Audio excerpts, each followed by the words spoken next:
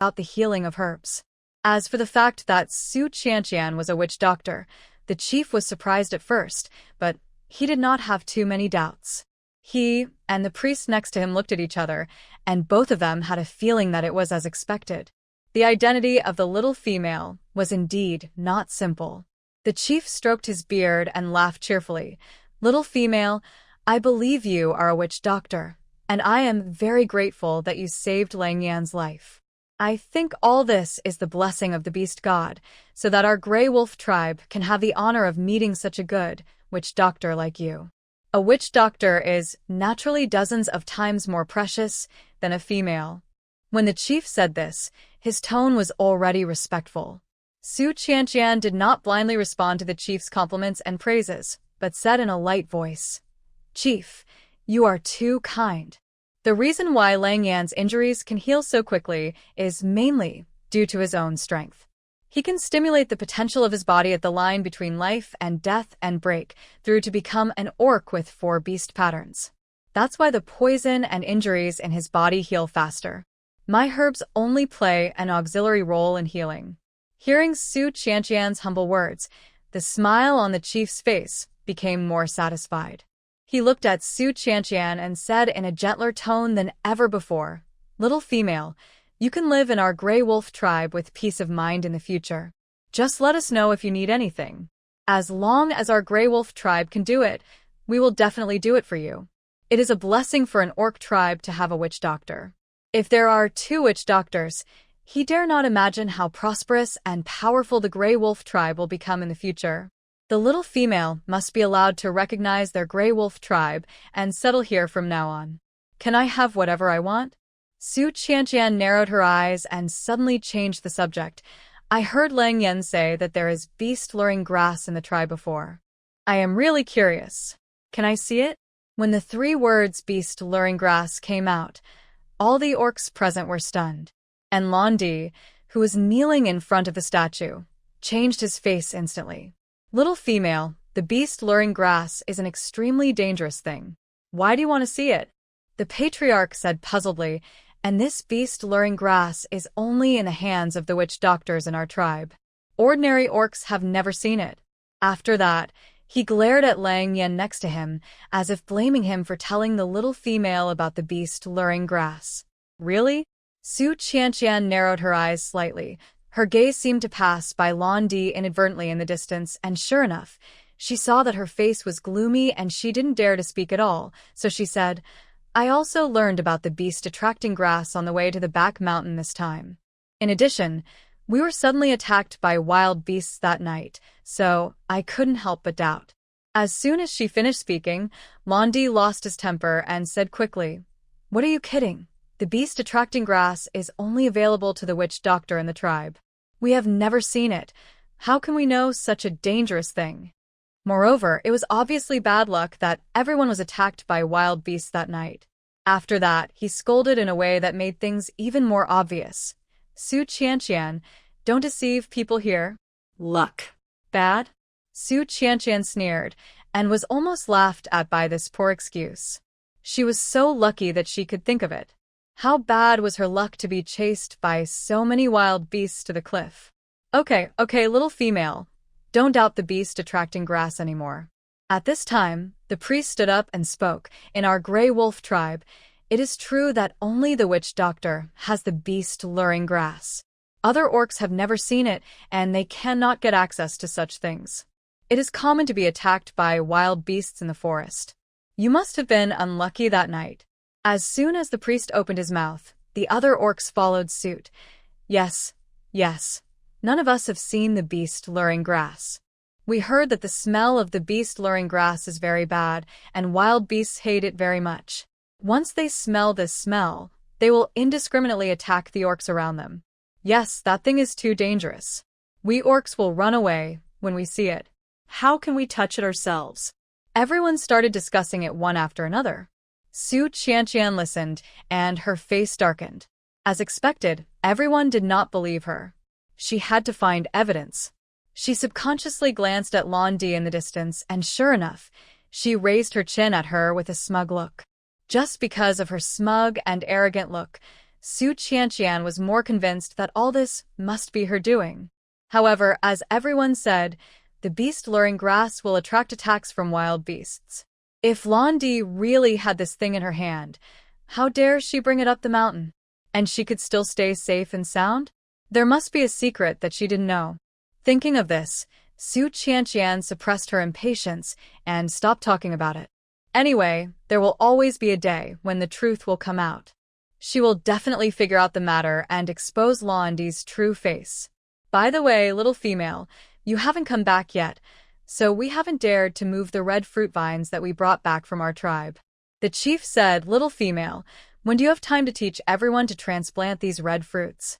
Although it is still the warm season with a warm climate, there is still more than half a year before the arrival of the snow season, but they also have to make plans to store food as soon as possible. Su Qianqian glanced at the chief and saw that the smile on his face was particularly earnest. He really wanted to ask her for help, so she said, transplant it tomorrow morning. I'm tired these 2 days, and I really don't have the energy. After that, she looked up at the sky. The sunset had fallen and night was about to fall. The chief nodded attentively. Okay, then you should have a good rest tonight and do it tomorrow morning. As he said that, he waved his hand to let everyone disperse, leaving only 2 male orcs to supervise Lan Di, who was punished. I'll take you back. Lang Yan walked over. Su Qianqian didn't even raise her head. Forget it, you are also very tired these 2 days, go back and rest. After saying that, without waiting for Lang Yan to speak, she turned around and walked towards her cave alone. She had experienced too many things outside in the past 2 days, and now she just wanted to be alone. Returning to the cave and lowering the straw curtain, the light in the cave dimmed instantly. Su Qianqian was about to open the plain trading system to buy a candle when Jiao's voice suddenly sounded outside. Qianqian, are you free now? I'll bring you something. Su Qianqian opened the straw curtain and saw Jiao holding a bowl of hot broth. Her round face was full of concern. For some reason, her nose felt sore. Jiao hurried over. What's wrong? Are you feeling uncomfortable? I'll go find a priest. Su Qianqian hurriedly held her back. No, I'm not feeling uncomfortable. I just feel a little emotional when I see you. What are you feeling emotional about? Jiao couldn't help but smile, stretched out the warm and rough big hand, and patted her shoulder soothingly. Okay, it's all over. You can come back to the tribe safely, and don't think about those things anymore in the future. Well, okay. Su Qianqian sniffed and nodded. In this Grey Wolf tribe, she could never find a sense of belonging. Even with the tribe leader who was kind to her, she could not really feel at ease. She always felt that the tribe leader was kind to her, with a purpose. But only with Jiao, she could feel some intimacy. Jiao put the broth in her hand and comforted her in a gentle voice. Although I don't know what you have experienced outside, you must be tired these 2 days. Eat something to fill your stomach first, have a good rest tonight, and talk about anything tomorrow. Su Qianqian held the hot broth and felt a warmth in her heart. She said, Thank you, Jiao. She has been back for so long, and only Jiao cares about whether she has eaten and whether she is tired outside. She also comes to visit her in person and brings her food. Well, I'll leave first and won't disturb your rest. Watching Jiao's back, Su Qianqian couldn't help but feel a sour nose. Jiao is such a good person. Why did Lan Di want to harm her? And her 2 beastly husbands, why did they betray Jiao?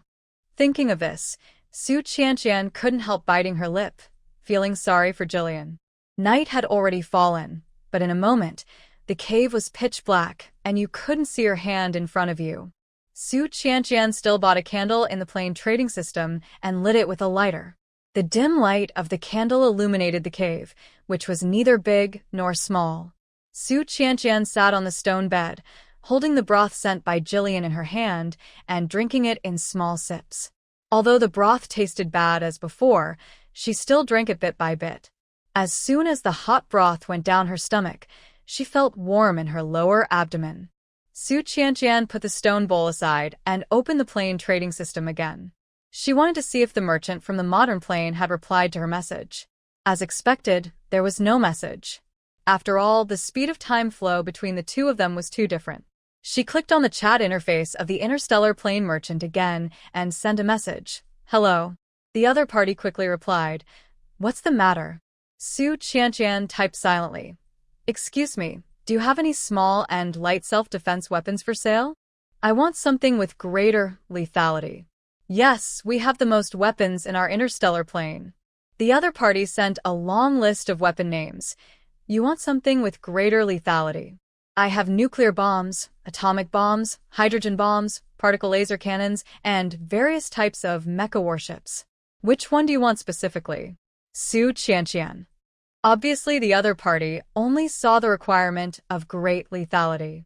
What I mean is, in addition to being lethal, it must also be light and small so that it can be carried around and not be discovered. Her wood-related abilities are still too low level.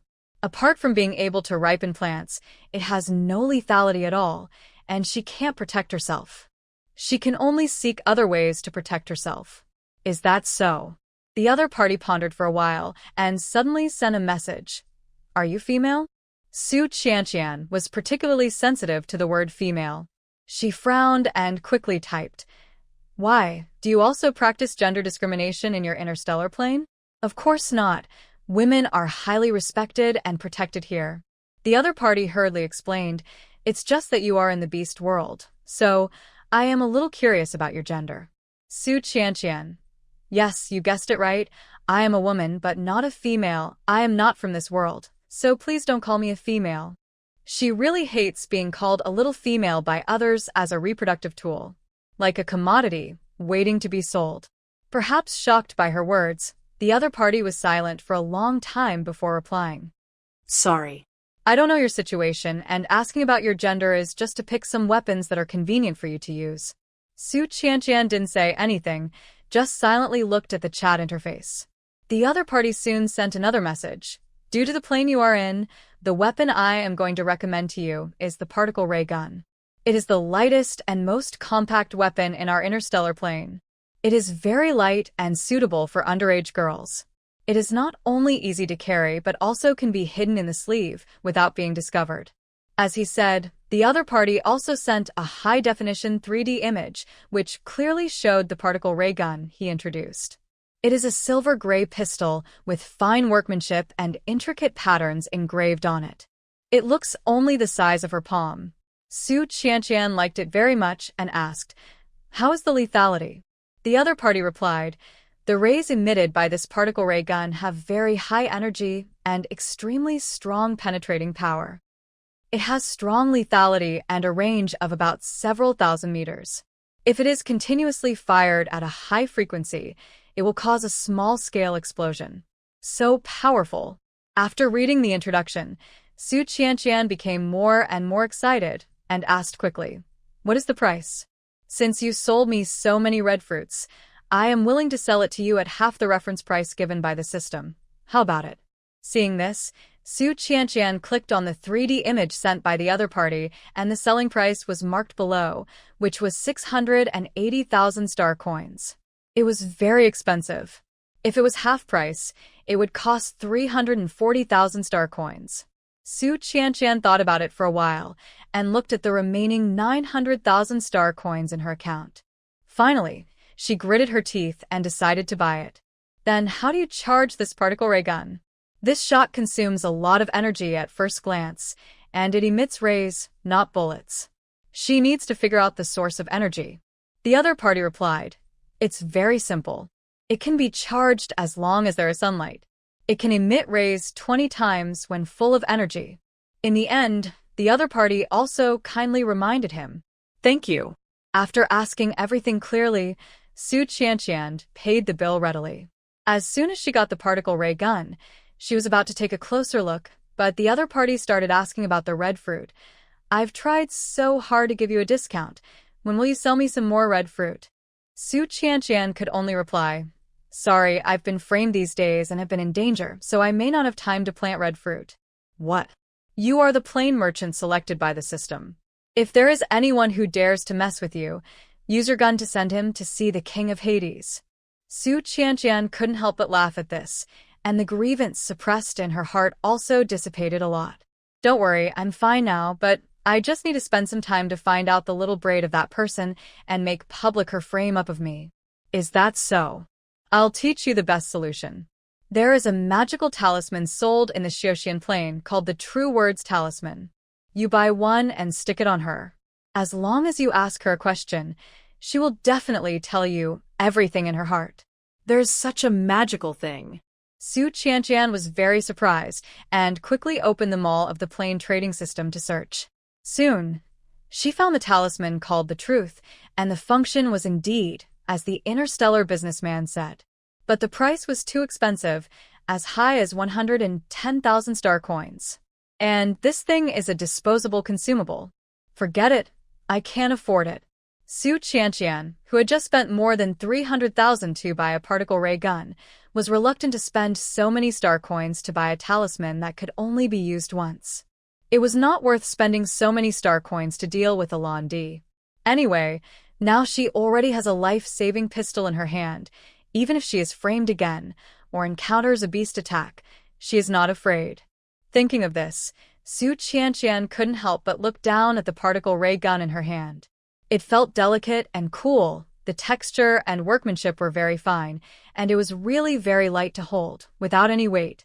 She tried to hold it, and the handle fit her hand very well, feeling like it was tailor-made for her. Sure enough, it's expensive for a reason. Su Qianqian couldn't let it go after just a quick study. However, the merchant from that interstellar plane said that this gun was specially designed for underage girls. Could it be that the people there were also tall and strong, and that her physique was also considered underage in their interstellar plane? Su Qianqian couldn't figure it out, so she stopped thinking about it. She was really exhausted physically and mentally over the past 2 days. She simply put the pistol next to her pillow and fell asleep. The next day, the morning sun shone through the gap in the straw curtain and fell on Su Qianqian's face. Su Qianqian rubbed her sleepy eyes, climbed up from the stone bed, turned around and saw the particle ray gun next to the pillow, and felt more at ease than ever before. She picked up the small and light pistol and put it in the storage bag on her waist, then got up, opened the straw curtain, and walked out. It was already bright outside. She breathed in the fresh morning air and stretched comfortably. When she looked up, she saw Ah Jiao, whom she had just met last night, running towards her in a hurry. Seeing her outside the cave, she waved to her excitedly. Qianqian, our tribe's witch doctor has returned from the city of beasts. The chief asked me to call you to gather at the square. The witch doctor is back. Su Qianqian was stunned for a moment, and then a smile appeared on her face. I'm coming, I'm coming. She had not seen what the witch doctor of this beast world continent looked like, and hoped that the witch doctor she pretended to be would not be too different. The two of them rushed to the square of the tribe together. At this moment, the place was already full of orcs. Everyone was looking eagerly at the people in the center of the square. Su Qianqian also followed everyone's gaze and saw an old man of the same age standing next to the chief, who was actually a female. She was wrapped in thick animal skins, with deep wrinkles on her serious face, dark skin, high cheekbones, and sparse hair on her head, but it seemed to be carefully groomed and combed neatly, unlike the females in the tribe whose hair was messy and unkempt. As if noticing her gaze, the witch doctor looked at her with a little scrutiny in his eyes. This scrutiny made Su Qianqian feel uncomfortable for some reason. Little female, you are finally here. The tribe leader noticed her arrival and immediately smiled. Come here, let me introduce you. This is the witch doctor of our tribe, Yao Yi. Hello. Even though she felt uncomfortable being looked at by the other party, Su Qianqian still smiled and greeted him. However, the other party only glanced at her reservedly and said indifferently. This cold attitude seemed to make the tribe leader, who was introducing the witch doctor enthusiastically, a little embarrassed. He hurriedly said, Yao Yi, don't underestimate this little female. She has the same ability as you. She knows herbs and can cure diseases and save lives. Moreover, she knows a lot about the plants in the mountains. She can plant plants and weave straw sandals. The tribe leader talked a lot about what Su Qianqian did after coming to the tribe. However, the witch doctor's face was still indifferent. In the end, The tribe leader was so embarrassed that he couldn't speak and could only change the subject. By the way, Yao Yi, where are the supplies you brought back from Wanshou City? Yao Yi then waved to the side, and two male orcs came over with two small bulging bags. When they opened the bags, they were full of white salt crystals.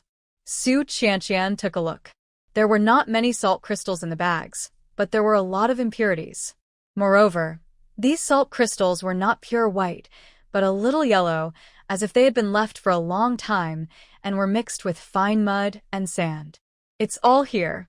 Yao Yi pointed at the salt crystals in the bag with his chin arrogantly. Just this little bit? The tribe leader looked at the salt crystals in the two bags in astonishment, with disbelief in his eyes. Thousands of animal skins were exchanged for such a small amount of sea crystal sand? Hearing him say this, Yao Yi immediately showed dissatisfaction. What do you mean? But we obviously got more sea crystal sand last year than this time. The chief looked at the two male orcs next to him with confusion. The two orcs had obviously also gone to Wanshou City. They all nodded with grim expressions. Chief, it is true that we only got this little. You know, this sea crystal sand is only available to orcs on the seaside. In Wanshou City, everyone is scrambling to exchange it with them. We have been queuing for dozens of days without sleep to get this little. Besides, those guys have bad tempers and are protected by the city lord.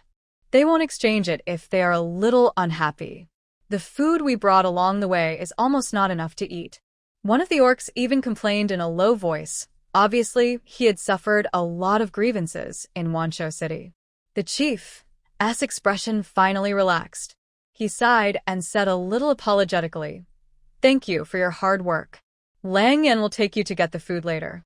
As he said this, he took a step forward and asked everyone to line up to receive the sea crystal sand. Sea crystal sand is different from the prey that was previously collected by females as a family unit. Each orc must be present to collect it in person, but the share each orc receives is different. Su Qianqian stepped aside and silently watched everyone rushing up to line up impatiently. In the beast world, sea crystal sand is an extremely rare material and is very valuable in any tribe. Even though most adult male orcs can replenish the salt needed by their bodies by drinking blood, the cubs that have just been born need to eat sea crystal sand directly. Sea crystal sand is an indispensable survival material for every tribe. Su Qianqian glanced at the happy and expectant expressions on the faces of the orcs. Jillian had told her before that during the warm season every year, the tribe would send people to the city of 10,000 beasts to exchange for sea crystal sand, and then distribute it to every orc in the tribe. At this moment, everyone has been looking forward to it for a long time. Even though the amount of sea crystal sand exchanged this year is not as much as in previous years, everyone is still very happy. Qianqian, come here quickly. The patriarch asked us females to receive the sea crystal sand first. Jiao waved at her excitedly. Su Qianqian, who originally wanted to go to the end of the team, paused and had to go to the front of the team. Everyone's eyes fell on her. Su Qianqian inexplicably felt like cutting in line. And when the chief saw her, he generously gave her a large bag of sea crystal sand wrapped in leaves. The amount was more than that of all the females around. The chief said happily, "Little female, you have made a great contribution to our Grey Wolf tribe, and these sea crystal sands are what you deserve." Everyone's eyes were focused on the sea crystal sand in her hand. There was no jealousy, only envy. Except for Lan Di, who was kneeling in the distance. Her eyes were fixed on the sea crystal sand in Su Qianqian's hand, as if she wanted to stare a hole in her hand. But this time, she didn't dare to say a word. Her punishment was not over yet. If she spoke at this time and angered the tribe leader, her share of sea crystal sand might be reduced. Su Qianqian pursed her lips and said nothing. Instead, she held the sea crystal sand and quietly stepped aside. There were very few females in the tribe, and soon it was the turn of the male orcs. The male orcs were also divided into different levels. The young and strong ones got more sea crystal sand, while the old ones who didn't go out hunting often got less. There were also some physically disabled ones who couldn't go out hunting and could only do odd jobs in the tribe, and the sea crystal sand they got was less. There were even fewer, probably only 1/6 of what Su Qianqian had. Su Qianqian could feel that those single male orcs who were given less sea crystal sand were looking at her eagerly. She was very familiar with that look. It was a signal of courtship. For the sake of sea crystal sand, they were willing to be the husbands of female orcs. Su Qianqian, who noticed the intention of these gazes, frowned and looked at the salt crystals in her hand. To be honest, she didn't want it very much. These salt crystals were not even coarse salt. They were very rough, mixed with mud and sand. She would not eat them at all. The salt she usually ate was the fine white salt bought from a plain trading system. Suddenly, Su Qianqian noticed Wuwan, who was queuing at the end of a line. To be honest, she almost didn't recognize that it was Wuwan standing there. The originally young and strong Wuwan was now supported by an old male orc. His left calf was gone, and the remaining half the amputated leg was tightly wrapped in animal skin, which was soaked with blood. His right arm was stiff and twisted and drooped, unable to move. He stood there with a gray face. His face was lifeless, and his eyes were empty and numb, as if his soul had been taken away. Su Qianqian didn't know what to say when she saw the scene. Should we say that Wuwan deserved such an end? Although he did nothing wrong, if he hadn't mindlessly protected Lan Di and hadn't completely trusted Lan Di without distinguishing right from wrong, he shouldn't have been killed like this. Su Qianqian sighed deeply and then looked away. The 2 small bags of salt crystals were very small in number and were quickly distributed. After that, the chief called everyone together and said something. It was nothing more than that the amount of sea crystal sand this year was particularly small, so everyone was asked to use it sparingly, and adult male orcs should try to use as much as possible. Drink blood, save the sea crystal sand for the females and cubs to eat. Su Qianqian lowered her head and listened the whole time. Even so, she could still feel more and more single male orcs casting eager eyes at her. As soon as the tribe leader said to disband, Su Qianqian hurriedly pulled Ah Jiao away. She really didn't want to stay in such a crowd. Ah Jiao seemed to understand, and followed her silently all the way, without saying anything extra. Su Qianqian returned to the cave and put the bag of salt crystals she brought back together with the one Lang Yan had given her before. She glanced at it twice, and to be honest, the bag of salt crystals she got was less than what Lang Yan had given her before. Lang Yan said that he had exchanged the sea crystal sand with other orcs in private. Su Qianqian guessed that those orcs should be the orcs living on the seashore because only the orcs on the seashore could exchange so many salt crystals at one time. In this world, salt is much more precious than she imagined. Maybe one day, when she can't make it, she can make a living by selling salt in the beast world. Her salt must be better than unprocessed salt crystals, and it should be more popular. While thinking, Su Qianqian heard the voice of the tribe leader coming from outside the cave. "Little female, have you rested well today? Can you teach everyone how to transplant red fruits?" She almost forgot about this. Su Qianqian quickly lifted the straw curtain and walked out, smiling. "Sorry, I'm in a hurry to come back and put the sea crystal sand. We can start transplanting now." The tribe leader nodded with a smile. "It's okay, I understand, little female. You live alone. You must keep the sea crystal sand well, and don't let it get wet." He gave a few instructions, then pointed to an open space not far away, and asked, "Little female, do you think that piece of land can be used to plant red fruits?" Su Qianqian looked in the direction he pointed. It was a piece of sandy loam, so she nodded and said, "That piece of land is okay." These orcs were hardworking, and in a short while, all the weeds around were pulled out. Su Qianqian began to instruct everyone on how to plant red fruit. Red fruit likes a deep soil layer. The soil depth must be at least 50 centimeters, which is about the length of my hand, so that it is convenient for the growth and development of the root system. She explained while demonstrating it to everyone. And the most important point is that red fruit is not suitable for continuous cropping. That is, red fruit cannot be planted continuously on the same piece of land, because continuous cropping will lead to a decrease in soil fertility and serious diseases and insect pests. Su Qianqian explained very carefully, even if everyone didn't quite understand, but still understood what she meant. Those orcs who were not arranged to plant red fruit were attracted to come and watch. Everyone stood in a circle outside, staring at the girl inside who was demonstrating and explaining, and each of them looked attentively like elementary school students who were listening carefully to the teacher's class. The witch doctor and the priest were also watching silently. The atmosphere of the entire tribe was unusually harmonious. When it was the orc's turn to operate, Su Qianqian was also watching. In case any orc made a mistake, she would correct it in time. The tribe leader looked at the scene in front of him happily, his eyes full of relief and satisfaction. At this time, the witch doctor next to him suddenly spoke faintly. "I didn't expect this new little female to know so much. It was beyond my expectation." "Yes," the priest next to her added. "Chief, the little female has made so many contributions to the tribe. Shouldn't you consider giving her some rewards?" "Indeed." The tribe leader nodded in agreement, and then called Su Qianqian over. "Little female, you have done so much for our tribe. What reward do you want?" "No, these are what I should do."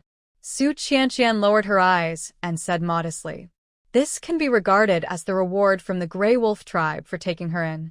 "Chief, I think the place where the little female lives is too remote. We should move her to a bigger cave." At this time, the witch doctor next to him suddenly said, "There is an empty cave next to where I live. It is large and spacious. The little female has made such a great contribution to our tribe. It is just right to change her to this cave." Hearing this, Su Qianqian frowned unconsciously.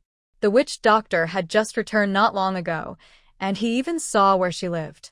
"The witch doctor is right, little female, the place where you live is really too remote. Move to the center of the tribe, and everyone can help you when you encounter troubles in your daily life." The chief actually began to consider the witch doctor's proposal. Seeing this, Su Qianqian immediately refused. "No need to bother, I live very well here, and I don't want to move somewhere else." "If we move to live next to that witch doctor, won't that mean we'll be living under other people's eyes?" "She doesn't want to. She has so many secrets." "What if the witch doctor finds out?" Hearing Su Qianqian's clear refusal, the chief could only swallow his words. Since the little female doesn't want to move, then there's no need to move. The priest also spoke. "I think this is how it works. The little female has made so many contributions to our tribe. When the red fruits grow, we'll give her 1/5 of the red fruits. How about that?" "How can that be?" Before Su Qianqian could speak, another sharp voice sounded. "She lives alone, and there's no beastly husband at home. Why should we give her so many red fruits? She can't finish them all by herself. Isn't that a waste of food?" Su Qianqian looked in the direction of the voice, and it was indeed Lanti. This guy's punishment is over, and now he's jumping around again.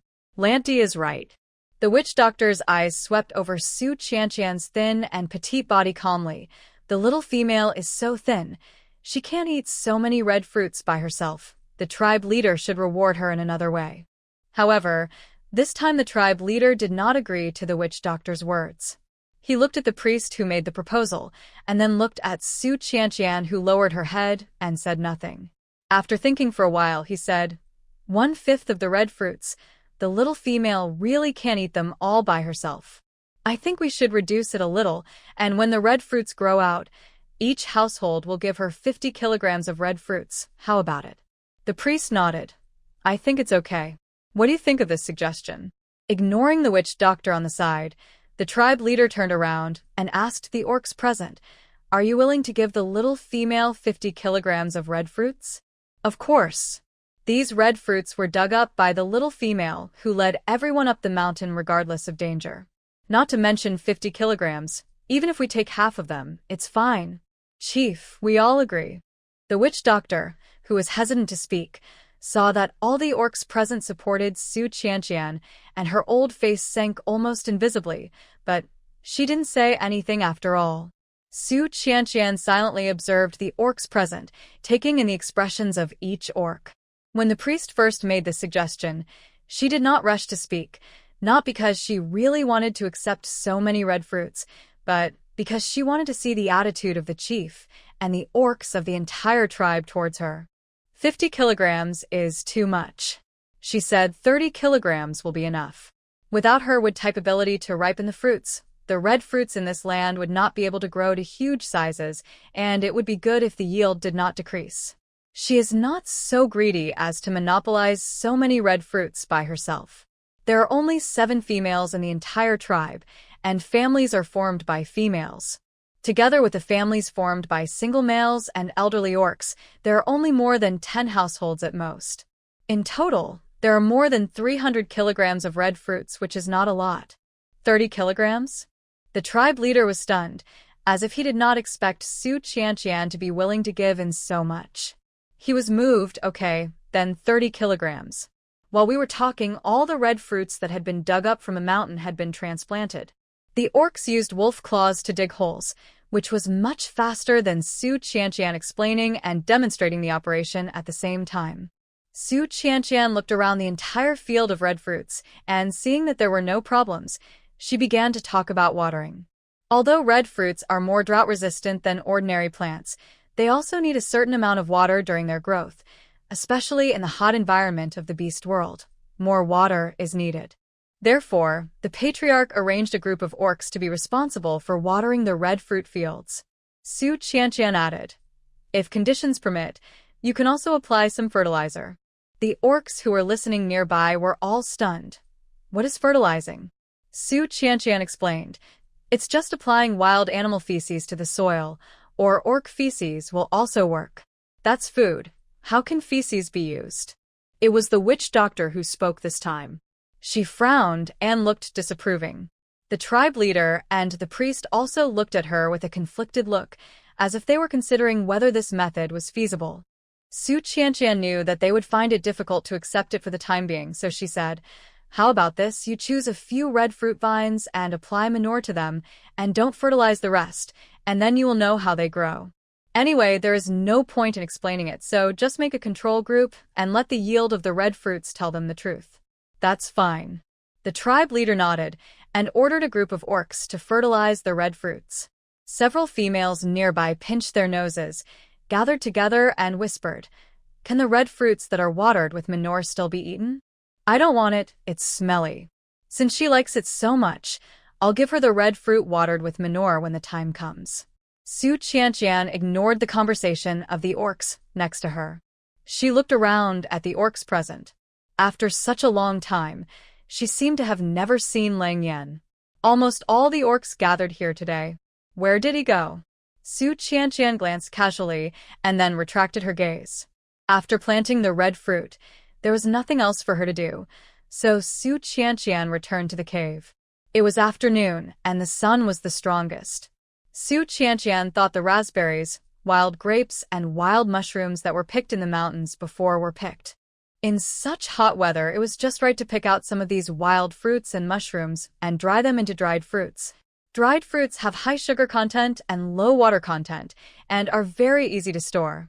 So, Su Qianqian took out some of the wild grapes that she had picked before, first washed them, then cut off the broken grape stems and removed the small and bad grapes.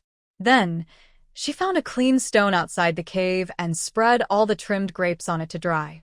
The rest of the time, Su Qianqian was not idle either.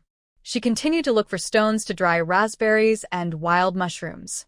If she was tired and thirsty, she would just take out a few grapes from the storage bag to eat. The grapes in this beast world were round, big, purple, and juicy. When you took a bite, the juice flowed out. It was sour and sweet, very thirst-quenching and delicious. Su Qianqian's hands were constantly moving, but her mind was recalling the delicacies of grapes, grape milkshakes, grape jam, grape juice, and even wine. The more she thought about it, the more she couldn't help wanting to make them and eat them. Su Qianqian swallowed her lips and said, "I'm so thirsty." Water suppressed the thoughts in her mind and quickly finished the task at hand. After she had dried all the wild fruits and mushrooms she had picked, a long time had passed, and the sun was gradually setting. Su Qianqian looked at the first batch of grapes and was a little surprised. After only being exposed to the sun for an afternoon, the moisture on the surface of the grapes had already been lost, and the grape skins were dry and wrinkled. She subconsciously looked up at the sky, not knowing if it was her illusion. She felt that the weather in this beast world was getting hotter and hotter. Is summer coming soon? The 4 seasons in the beast world are somewhat different from her original world, but the difference is not big. The warm season in the beast world is similar to spring and autumn, when everything comes back to life. There are many wild fruits and wild animals in the mountains. After the warm season comes the rainy season, which is a season of continuous rain. The rainy season is very short, lasting for 1 or 2 months. After the rainy season comes the hot season. Jillian said that this season is very difficult to endure. The sun is like a hot fireball, scorching the earth mercilessly. The water in the river will be dried up. Some tribes have to migrate because the surrounding water sources have been dried up. The last season is the snow season. This season is undoubtedly the most difficult and most deadly season in the beast world. In the snow season, there is no food and no water, because the roads in the mountains are covered with heavy snow, and the wild animals are hibernating. There is nothing to eat in the mountains, and almost all visible rivers are frozen by heavy snow. Almost every orc in the beast world continent is working hard every day to get through the snow season safely. They need to stock up enough food and water, as well as animal skins and firewood for warmth before the snow season arrives.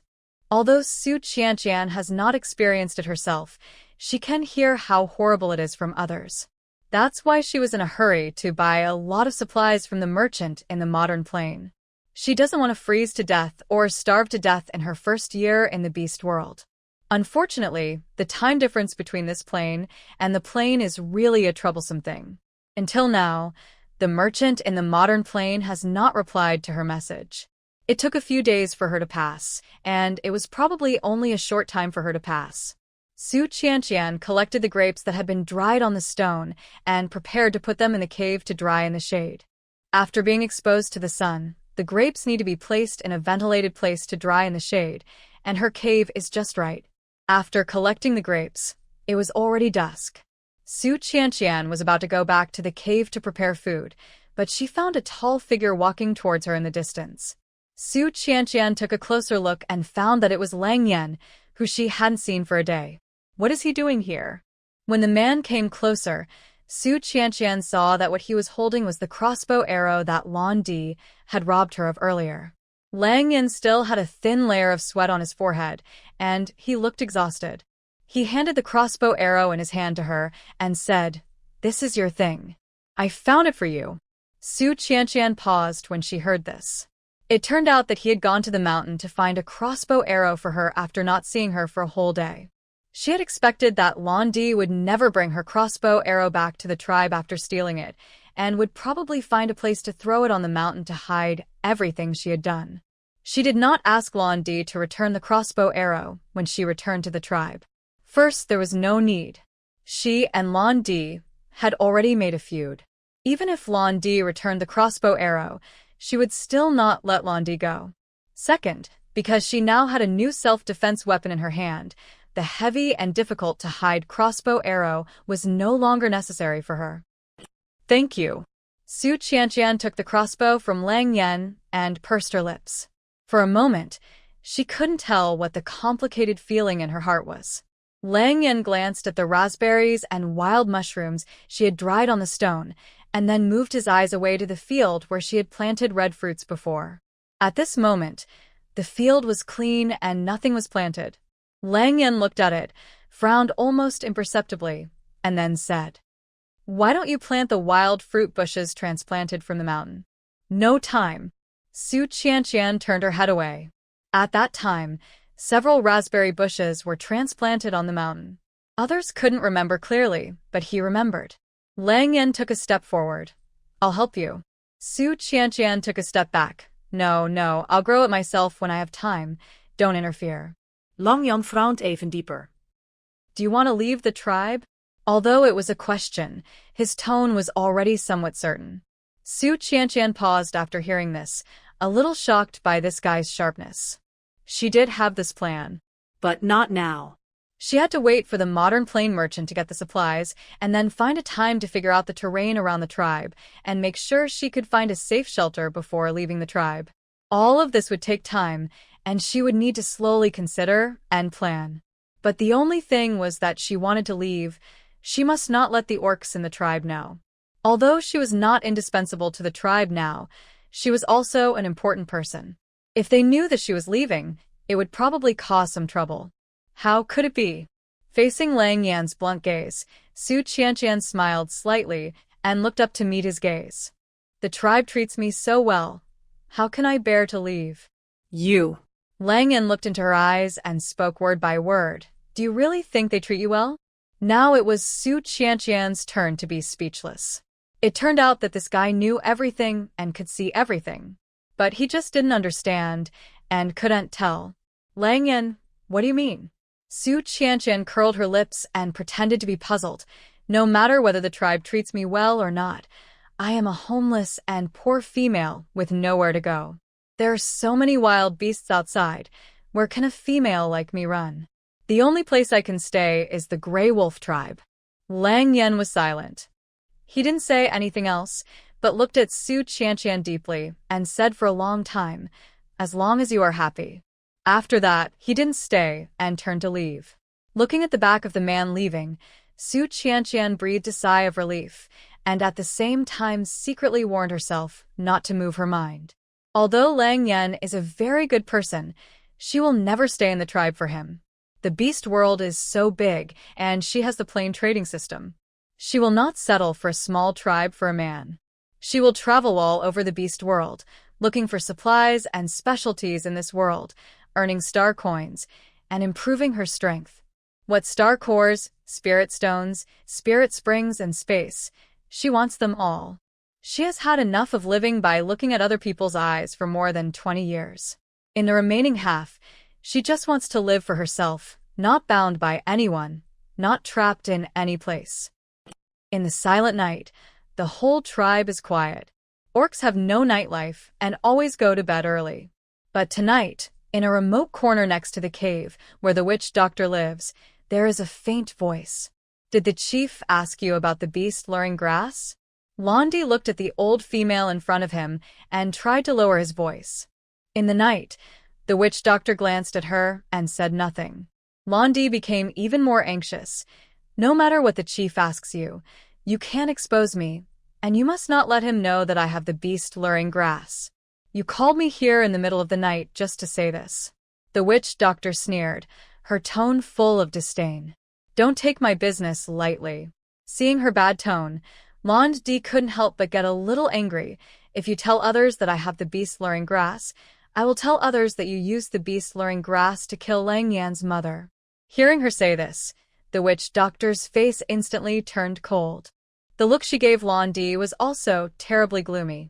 Londi was startled by this look, and when she realized what she had said, she immediately took a few steps back and said quickly, "No, I didn't mean that.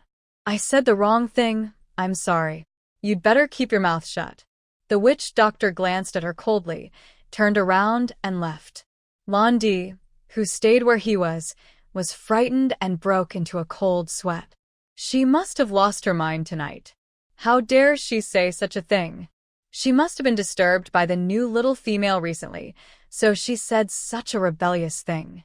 After thinking about it, Londi did not dare to stay for too long and left quickly. After she left, the witch doctor, who had left long ago, suddenly came out from behind the tree again. Her dark eyes looked at Londi's back as she walked away, and there was a hint of murder in her eyes. After a long time, she withdrew her sight. Just as she was about to turn around and leave, she suddenly heard a voice coming from the bushes next to her. She was startled and shouted, "Who is there?" "It's me," Ilua's voice sounded. The bushes shook twice, and Ilua's fat body came out of the bushes. She held a few large leaves in her hands, as if she was going to use them to wipe something. Did they eat something bad? I don't know either. Ilua wrinkled her nose.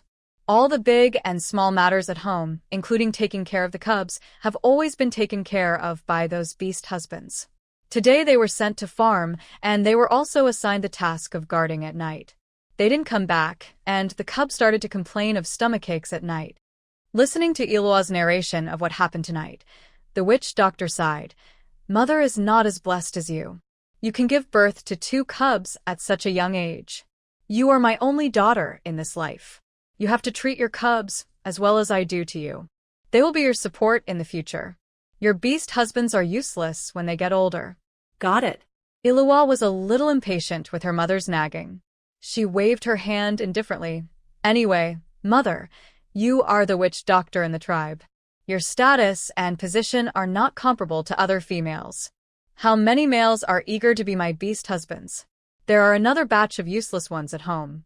Listening to her daughter's spoiled words, the witch doctor did not stop her, but looked at her dotingly, but still reminded her, Iluwa, I am not the only witch doctor in the tribe now. You should restrain your temper in the future. Humph. What are you afraid of? She is a new female. How can she compare with you? Iluwa said disapprovingly. The witch doctor smiled at her daughter's unconditional trust and compliments, and said nothing more. Yes, she is the most respected witch doctor in the tribe. Only she can be the witch doctor. No one can compete with her, including the new female. That day, Su Qianqian packed up the last batch of dried raisins and raspberries and put them into the storage bag. The weather in the beast world is hot, and these dried fruits need to be stored in a cool and ventilated place, and her storage bag is just right. After cleaning up, Su Qianqian took out some dried raspberries, found a clean leaf to wrap them up, and prepared to give some to Jillian to try. As soon as she came out of the cave, the oncoming heat wave blew on her face, as if she was in the flame mountain, and she was sweating all over. Su Qianqian quickly retreated into the cave and took 2 sips of cold water. It's only been 2 days. How come it suddenly became so hot? She subconsciously looked up at the sky outside the cave. The sky was clear and cloudless, and the sun was hanging brightly in the sky. The scorching sun made it difficult to look directly at it. Su Qianqian only took a glance and quickly withdrew her sight. The weather was too hot, and I'm afraid the hot season will soon come. She found a leaf in the cave to hold on to her head, and then walked out of the cave again. The exposed calves were scorched by the scorching sun, and even the breath she breathed out was scorching. Su Qianqian quickened her pace and ran towards a cave where Jiao was. Along the way, she saw many orcs heading towards the river next to the tribe. They probably couldn't stand the scorching hot weather. After a while, Su Qianqian arrived outside the cave where Jiao lived. She called out twice. Jiao, are you home? No one answered from inside. Was she not at home? Su Qianqian hesitated, and when she was about to call out again, Jiao finally came out, but her eyes were red, as if she had been crying, and her expression was also very listless. What's wrong? Jiao, what happened? Su Qianqian immediately stepped forward when she saw her like this. Qianqian. Jiao couldn't stop crying as soon as she opened her mouth. Erju. He is sick. Erju? Su Qianqian was stunned for a moment, and then she realized that Erju was Jiao's beast husband. Why is he sick? Jiao, don't panic, I'll help you. After that, she pulled Jiao into her cave. There was indeed a male beast man lying sickly on the stone bed, his face pale and very weak. When he saw her come in, he just opened his eyelids weakly. Seeing him like this, Jillian cried even more sadly. Qianqian, what should we do? Erju started saying he was feeling uncomfortable last night, with pain all over his body. It got worse this morning, and he has been nausea and vomiting. Now, he doesn't even have the strength to get out of bed. Woo, is he going to die? What has he eaten in the past few days? Su Qianqian walked up to check on Erju's condition. He didn't look like he had heat stroke. At this time, Jillian's other beast husband came in with a stone bowl full of water in his hand. He fed Erju on the bed some water and said, in the past few days, he has eaten nothing but red fruits and some ordinary beast meat. He hasn't eaten anything else. Hearing this, Su Qianqian frowned.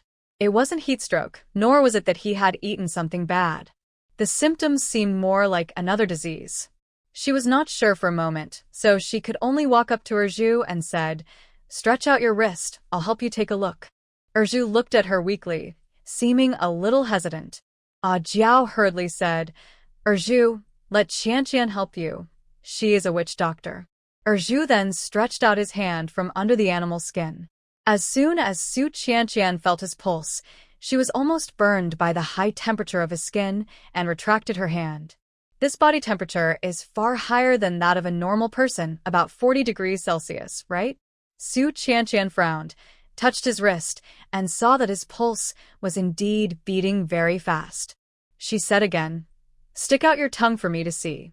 Zhu did as he was told, opened his mouth and stuck out his tongue. His mouth and tongue were cyanotic. A closer look showed that the hand that Zhu stretched out was slightly trembling, and there were some purple marks on the pale skin. According to the above symptoms, Su Qianqian could probably guess what disease it was. Malaria. This disease is extremely common in hot Africa and is mostly caused by parasitic infection. Malaria is a difficult disease to cure. It must be cured with special herbs. If it is not cured, it will be fatal. When Su Qianqian was thinking about whether there was a way to cure malaria in the beast world, Jiao's other beast husband Erla said with some dissatisfaction, "Okay, if you can't tell what disease it is, don't look at it. It's a waste of time. You should take Zhu to find the witch doctor in the tribe." His words were full of distrust of Su Qianqian. The tone seemed to say, "What disease can a little female like you treat?"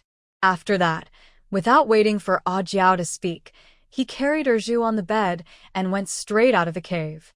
Seeing this, Jiao could only smile apologetically to Su Qianqian. "Qianqian, Erlu is just like this, don't be angry. Zhu and Erlu are brothers.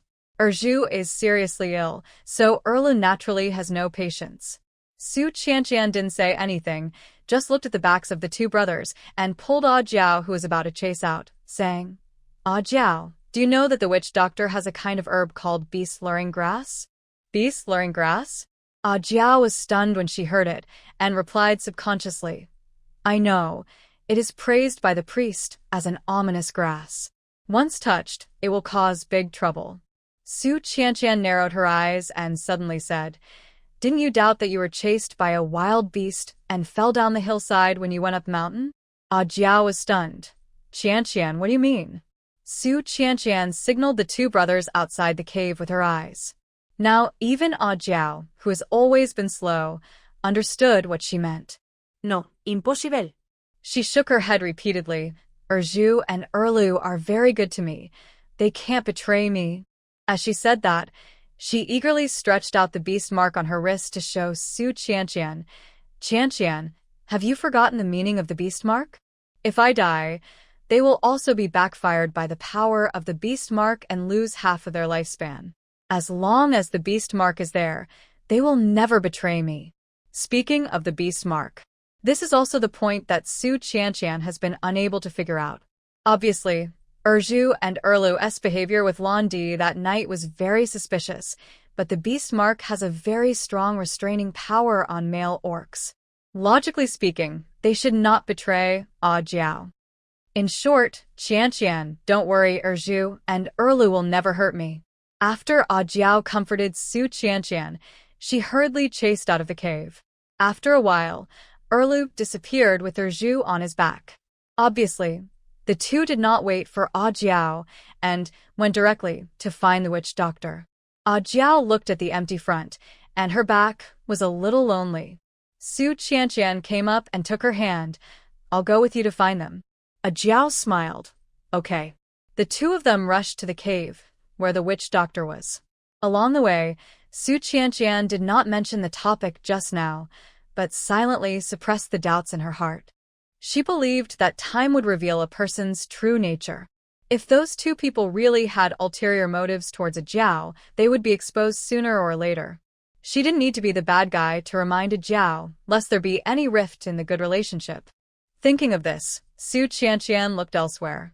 Along the way, she passed several orc caves and saw more than one or two orcs lying on the ground vomiting. Their symptoms were similar to Zhu's, but not as serious as his. They were just initial nausea and vomiting. These were the initial symptoms of malaria. If not treated in time, he will become as painful as Zhu and unable to get out of bed, or even worsen and endanger his life. While thinking, Su Qianqian, who was walking on the road, was suddenly knocked by a few small figures flying over and almost fell. Fortunately, Jiao supported her in time. You naughty brats, don't you pay attention to the road when you walk? Jiao's scolding voice rang in her ears. Su Qianqian looked up and saw several young cubs running around in the square of the tribe. They were barefoot, wrapped in patinaed animal skins, their faces were dirty, and they kept stuffing dried meat into their mouths. Su Qianqian frowned as she watched. This dried meat had been there for who knows how long, but they just stuffed it into their mouths. Aren't they afraid of bacterial parasitism and stomach upset? Her gaze seemed to attract the attention of two of the cubs. They immediately turned their heads and bared their teeth at Su Qianqian and cursed. "What are you looking at? Ugly freak." Before Su Qianqian could react, Jiao next to her had already opened her mouth angrily. "Who are you scolding, you two stinky brats?" "It's her." The two cubs pointed at Su Qianqian and said in a very bad tone, "She is ugly. An ugly, black, and skinny monster. Grandma said that this kind of ugly monster is a burden in the tribe. Not only can she not give birth to cubs, but she also takes away our food." After saying that, he spit at Su Qianqian arrogantly. Su Qianqian was speechless. The two cubs were dirty themselves, and they still had the nerve to call her ugly. What's more, except for the 30 kilograms of meat she got when the tribe distributed the prey for the first time, the rest of the food was found by her own ability. How could these two cubs say that to her? "Who taught you to say that? You two stinky cubs, keep your mouths clean." Jiao was so angry that she was about to rush up and beat the two cubs. Seeing this, the two cubs hurriedly ran away, ran to a cave, looked at Jiao and Su Qianqian provocatively, as if they were sure that they would not dare to chase them. Jiao was so angry that her hair stood on end. When she was about to say a few more words to teach a lesson, a fat and tall female walked out of the cave. "What are you doing? Who dares to touch my cub?" Su Qianqian took a closer look and saw that it was Luo. Jiao reacted at this time and immediately scolded. "Luo, did you teach your cubs to curse like this? How could you do this?" "What did I teach them?" Luo glanced at Jillian impatiently, then glared at the two cubs with a very dissatisfied tone. "What did you do behind my back again? Didn't I tell you to stay in the cave? Why are you causing trouble for me all day long?" The two cubs lowered their heads, not daring to speak, completely losing their just arrogant look. Seeing this, Su Qianqian knew that these words were not taught by Luo to the two cubs, but someone else was instilling this concept into the two cubs behind the scenes. "Jillian, forget it. Let's go and ignore them." She pulled Jiao, who was full of anger, and signaled her not to waste time on such things, but to find a witch doctor. Unexpectedly, Jiao held her hand in return and comforted her. "Qianqian, don't listen to their nonsense. We have never felt that you are a burden. You have done so much for our tribe, taught us to grow red fruits and weave straw sandals for us. All this is something that our tribe cannot repay you." Listening to Jiao's sincere and grateful words, Su Qianqian felt warm in her heart. Even if some orcs in this tribe don't like her, there are also some orcs who treat her sincerely. Just think of it as for people like Jiao, everything she has done for the tribe is not in vain. Su Qianqian was about to leave with Jiao. At this time, the two cubs who were originally being scolded obediently suddenly collapsed to the ground with their stomachs covered in pain. "Mom, my stomach hurts. Woo woo woo, my stomach hurts so much." The two cubs rolled on the ground holding their stomachs, and their faces turned pale all of a sudden. Stomachache? Luo was immediately anxious. Why does a good stomach hurt? Jiao, who was about to leave, was also stunned where she was. "Stomachache? Did you eat something bad?" Su Qianqian turned around. Her eyes just swept across the two cubs' hands covering their stomachs, their pale skin faintly showing traces of bruises. It was a sign of malaria. Jiao has always been soft-hearted and couldn't help wanting to step forward to help, but was ruthlessly waved away by Luo. "Get out! Don't get close to my cubs!" She cursed angrily, glaring at Su Qianqian next to her fiercely. "You unlucky guy! My cubs got sick as soon as you came. Get out of here!" After that, Luo picked up the two cubs and went back to the cave, whispering to comfort them. "My cubs, don't be afraid. Grandma left some medicine, and the pain will go away immediately after you take it. The old lady she was referring to was naturally the witch Dr. Yao Yi. In the end, Su Qianqian still pulled Jiao away. The cave where the witch doctor lived was right next to the clan leader's house and was easy to find. Jiao first shouted outside and dared to go in only after hearing the response from inside. However, as soon as they entered, they saw the clan leader and the priest were in the witch doctor's cave.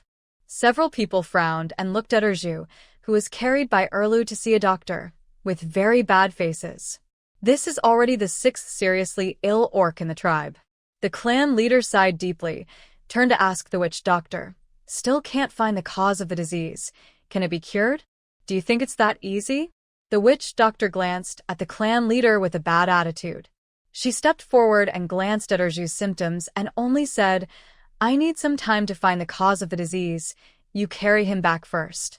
Jiao opened her mouth, but couldn't help but stepped forward and begged, "Master Witch Doctor, Erju is really in pain. Can you give Erju some medicine to relieve it?" Even if she didn't understand any pathology, she could see that Erju's symptoms were very similar to those of Ilua's 2 beast cubs. Since Ilua's beast cubs have medicine, then his beast husband also. But before she finished her words, she was interrupted impatiently by the witch doctor. "What do you mean? If I had medicine, would I not give it to them? Don't I need time to study the cause of their illness before I can prescribe medicine for them?" I don't mean that. Jiao waved her hands hurriedly, and just as she was about to explain, there was a sudden noise outside. "Master Witch Doctor, please help them quickly. They suddenly vomited non-stop today."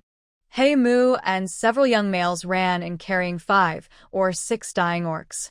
Su Qianqian took a look and found that the symptoms of these orcs were the same as Erju, with slight tremors in their hands and feet, pale skin, and purple marks on it.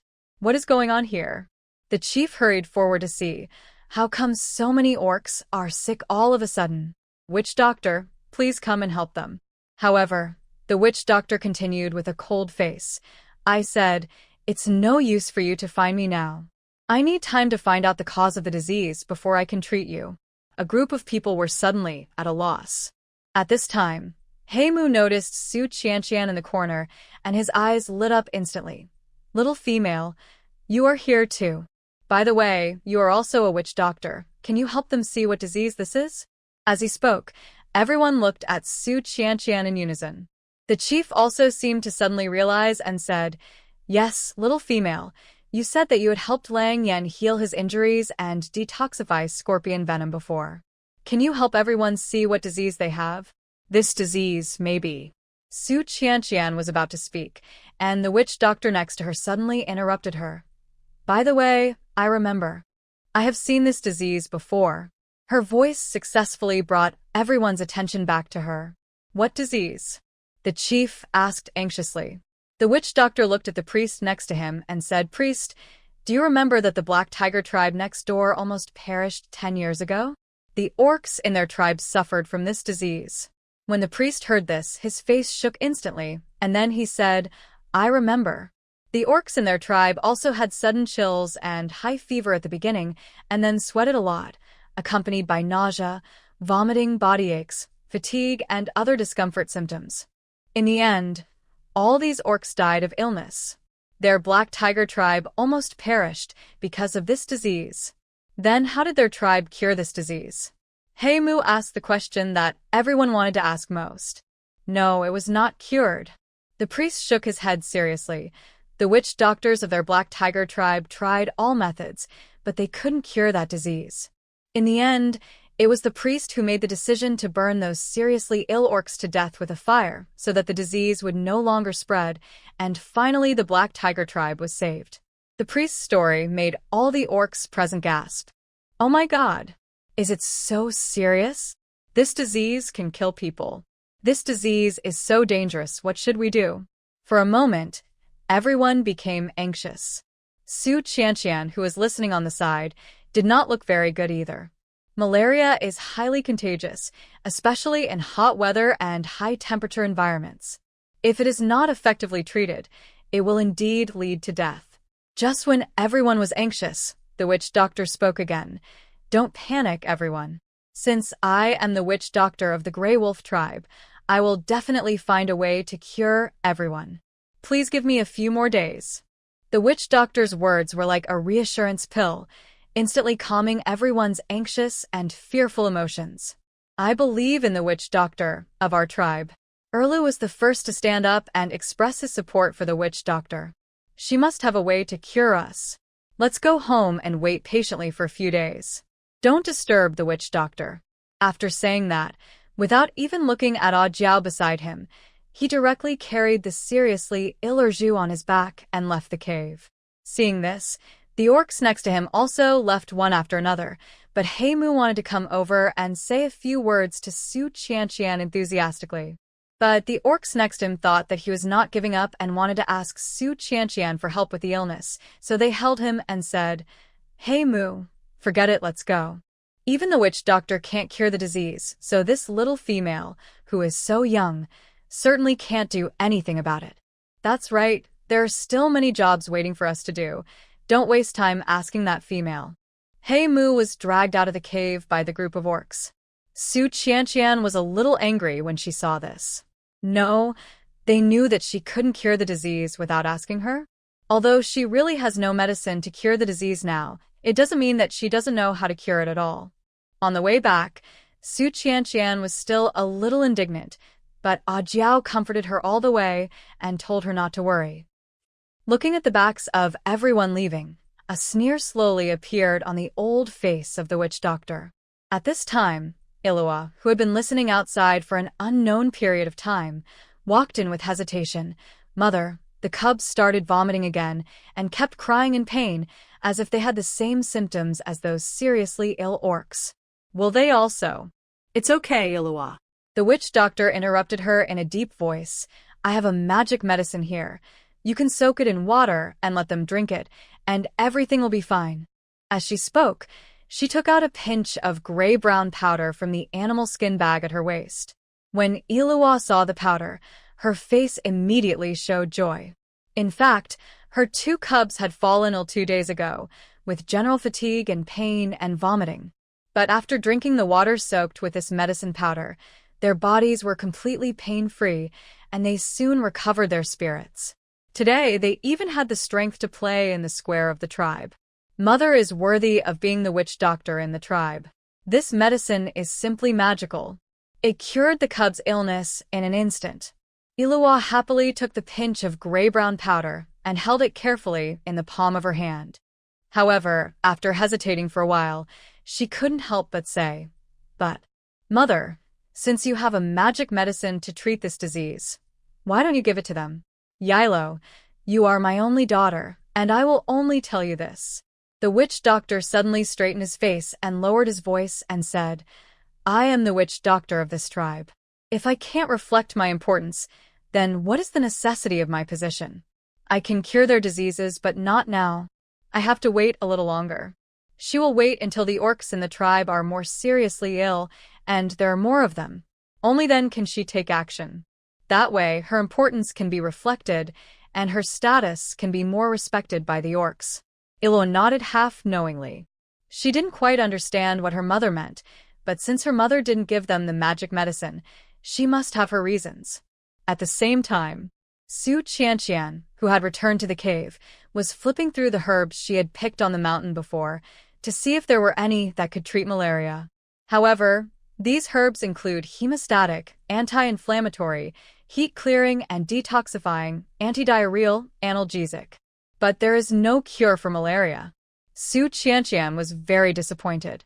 Malaria is a highly contagious parasitic disease that cannot be cured by ordinary herbs, unless there is a specific medicine.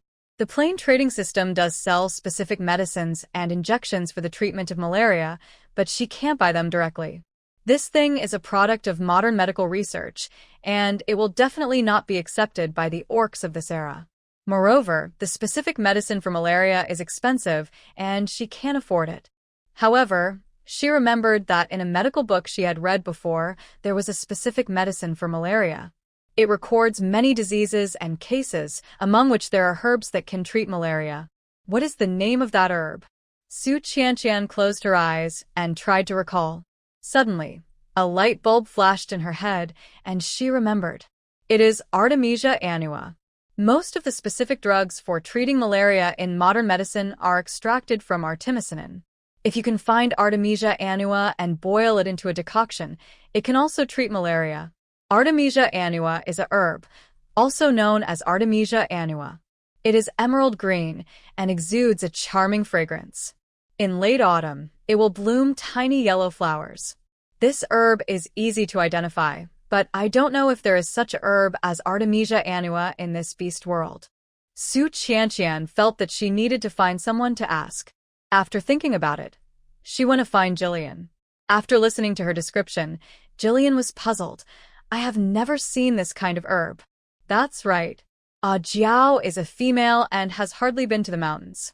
It is normal that she doesn't know the herbs. She should ask a male orc who often goes to the mountains. Su Qianqian left Jiao's cave. She didn't know many male orcs in the tribe. Lang Yan was one of them, but she hadn't seen him in the past few days, and the last time he went there, it wasn't very pleasant. Why not ask He Mu? Although He Mu is young, he often follows the orcs in the tribe to hunt in the mountains. He should have seen a lot of things.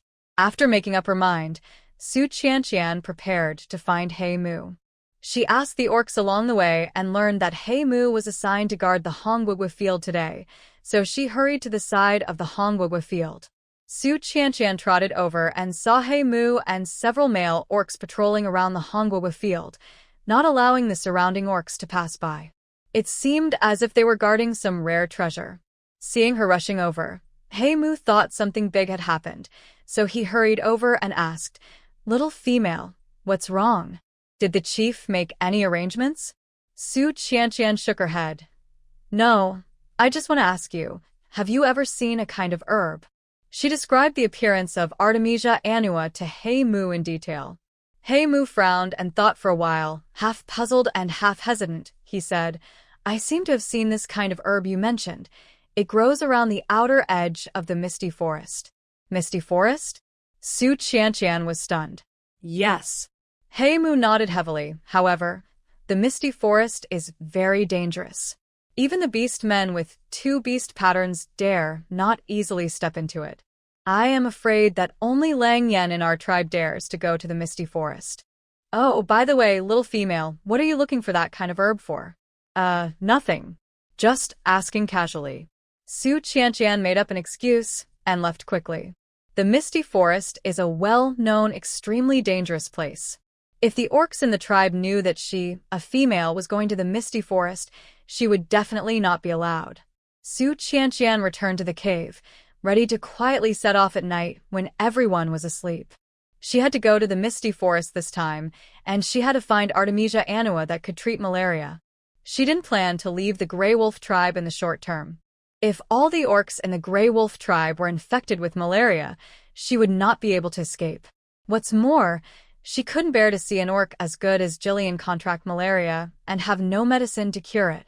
In addition, she had a selfish motive, which was to take this opportunity to go outside and see if there was a shelter suitable for living alone. If she really left the Grey Wolf tribe in the future, she would not be left without a place to live. So, Su Qianqian began to prepare the things she would need to go up the mountain: weapons and food. As for weapons, she used the particle ray gun she bought from the interstellar plane, and the food was much simpler. She took some raisins that she had dried in the past 2 days and put them in the animal skin bag she carried with her, so that she could use them at any time. When she was hungry on the road, she would take out a few and eat them. It was simple and convenient, and it could also replenish energy. In addition, there was still a lot of flour left from the flour she had bought earlier. She directly took out the pots and pans, scooped some flour, poured in water, beat a few eggs, added salt and wild chives, and stirred them into a batter. She brushed a thin layer of oil on the bottom of the pan and started to fry the batter.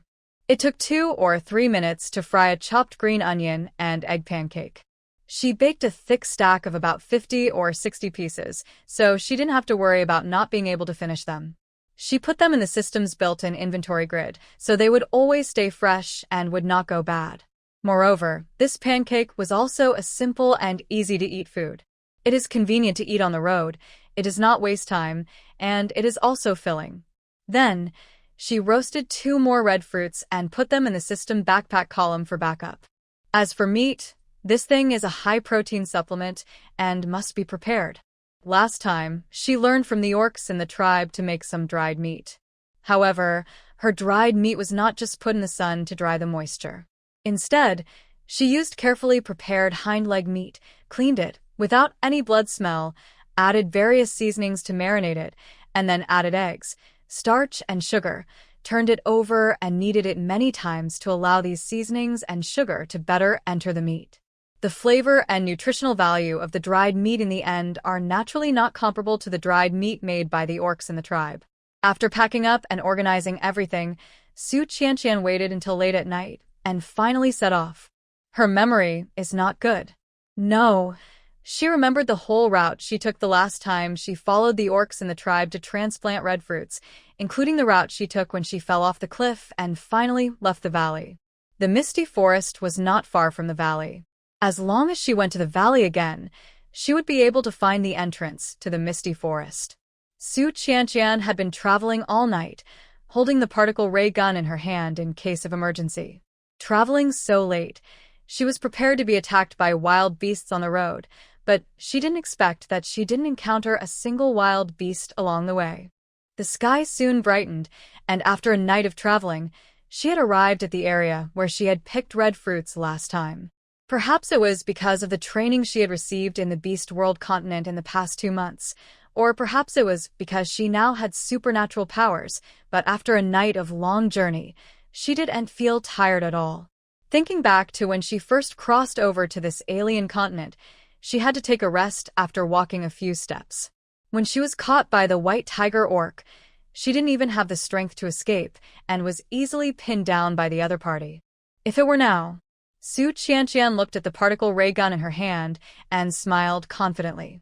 If she met the white tiger orc again, she might have the strength to fight. However, Su Qianqian didn't expect that what happened next would slap her in the face so quickly. In the day after Su Qianqian left, the orcs in the tribe didn't find anything wrong. In the end, it was the tribe leader who found that the red fruits in the field were eroded by pests and diseases, and he hurriedly wanted to find Su Qianqian, but found that she was not in the cave. He went to find Ah Jiao again, but didn't ask where Su Qianqian was. Now, the tribe leader finally got anxious and hurriedly summoned the tribesmen to look for Su Qianqian's trace. However, one orc after another came back to report that they had searched the entire Grey Wolf tribe but didn't see Su Qianqian. At such an important moment, where did the little female go? The chief was so anxious that he paced back and forth in the tribal square. Where is the river? Have you looked for her there? The little female usually loves to go to the river. The priest was also anxious. Londi, who was standing next to him, saw this and curled his lips in dissatisfaction. It was just a missing female. Even when the orcs in the tribe were seriously ill, the priest had never been so anxious. Of course the priest was anxious. After all, Su Qianqian's arrival caused strange phenomena to appear on the altar that had not moved for hundreds of years. You can imagine her importance. Moreover, in the past few months, Su Qianqian's contribution to the tribe could be seen by any orc with eyes. The tribe would lose a great talent without her. Found her. Found her. At this time, a young orc hurried to report, "I smelled her scent at the entrance of the forest in the back mountain." What? The entrance of the forest? Everyone exclaimed. The orc nodded repeatedly. "I smell that the smell is very faint.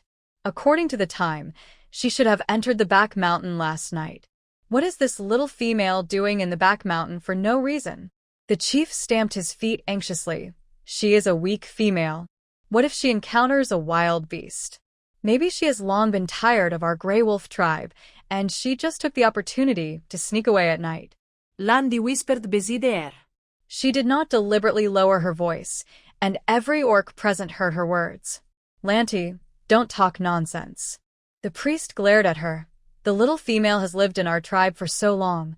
She must have feelings for us, not to mention that the orcs in our tribe are so good to her. How can she bear to leave?" "Humph, that's hard to say." The witch doctor snorted softly beside him. Our tribe is now plagued by diseases, and we may follow the old path of the Black Tiger tribe. They may be afraid that our tribe will implicate her, so they want to run away early. Shut up. Not knowing whether he was thinking it or not, the chief glared at the witch doctor and said with a gloomy face, "She is a female. Without the protection of the tribe, she will not live long if she goes outside. Who of you will go to find her?"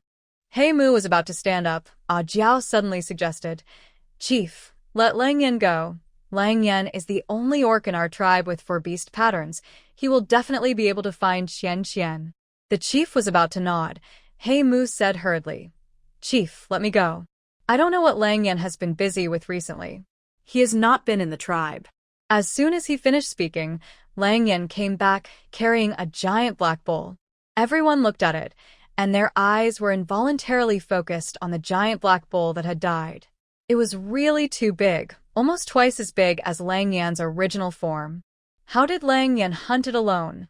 Everyone couldn't help but show envy. Jiao didn't care about the black bowl and hurried to meet it. "Lang Yan, it's bad. Qian Qian went to the back mountain forest. You go to find her quickly, otherwise you will be in trouble if you encounter danger." When Lang Yan heard this, he threw the black bowl on the ground and asked in a deep voice, "When did it happen?" "Just last night." Hearing this, Lang Yan turned around and turned into a wolf, and regardless of the giant black bowl on the ground, he ran straight to the back mountain. "I'm going too." Seeing this, Hei Mu also turned into a wolf and chased after it. Isn't she just a female? How come 1 or 2 males are bewitched by her? Londi looked at Hei Mu, who was also chasing after her, and finally couldn't help but curse. But no one paid attention to her. Ever since she disobeyed orders and went up the mountain last time, causing many orcs to be injured, and even drove Wu Wan with a broken leg out to fend for himself, the orcs in the tribe have disliked her very much. It's just that due to her female identity, it's hard to say anything. At the entrance of the forest at the back mountain, Lang Yan, who had a keen sense of smell, also smelled the scent of Su Qianqian lingering in the air, and his eyes instantly darkened. "Lang Yan, wait a minute, I have something to tell you." Hei Mu, who was chasing after her, called Lang Yan breathlessly. "Hei Mu, what are you doing here?" Lang Yan, who was worried about Su Qianqian, obviously just noticed that Hei Mu was chasing after him. "Go back quickly. There are many orcs in the tribe who are seriously ill. You stay and take care of them." "No, I want to tell you that I know where the little female went." Hei Mu turned into a human form and took several breaths before he could breathe evenly. He continued, "Yesterday during the day, the little female asked me about a strange herb. I said that the herb only grows in the misty forest, and then she went into the mountains at night. When the tribe leader asked her where she was just now, I didn't dare to say much. If you want to find her, I suggest you go directly to the misty forest to find her." "Misty forest?" Lang Yan's face suddenly turned bad. That place, even if he went in, he had to be careful. How could the little female dare to go alone? He stared at Hei Mu with an ugly face. How can you tell her about a dangerous place like the misty forest? If she encounters any danger, can you afford it? I don't know if I did it on purpose." Hei Mu knew he was in the wrong, and stammered, "The little female likes to tinker with some strange things. I thought she was looking for this herb for some use, so I just said it casually." And He added weakly, "I can see that the little female originally wanted to ask you about this herb. It's your fault that you've been missing all day and not in the tribe." Although he went out hunting, the last hunting had just ended not long ago. The males in the tribe had to rest for a few days and get enough energy before they would go to the forest to hunt in groups again. Lang Yan, on the other hand, was unwilling to stay in the tribe to rest for a few days. He always wanted to run out and hunt some large prey alone. Lang Yan frowned. "I just want to prepare more prey." He stopped talking halfway. Hei Mu smelled something unusual from it. "What do you want to do with so many prey?" "Don't ask any more questions. Go back quickly." Lang Yan scolded and began to drive Hei Mu away. However, Hei Mu saw a rare red on the tip of Lang Yan's ear, who was always calm and composed.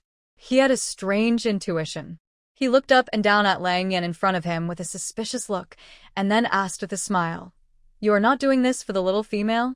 He was so worried about the little female that when he heard that the little female went to the back mountain, he was so anxious that he didn't even care about the prey he brought back and ran straight to the forest. Lang Yan rarely did not refute.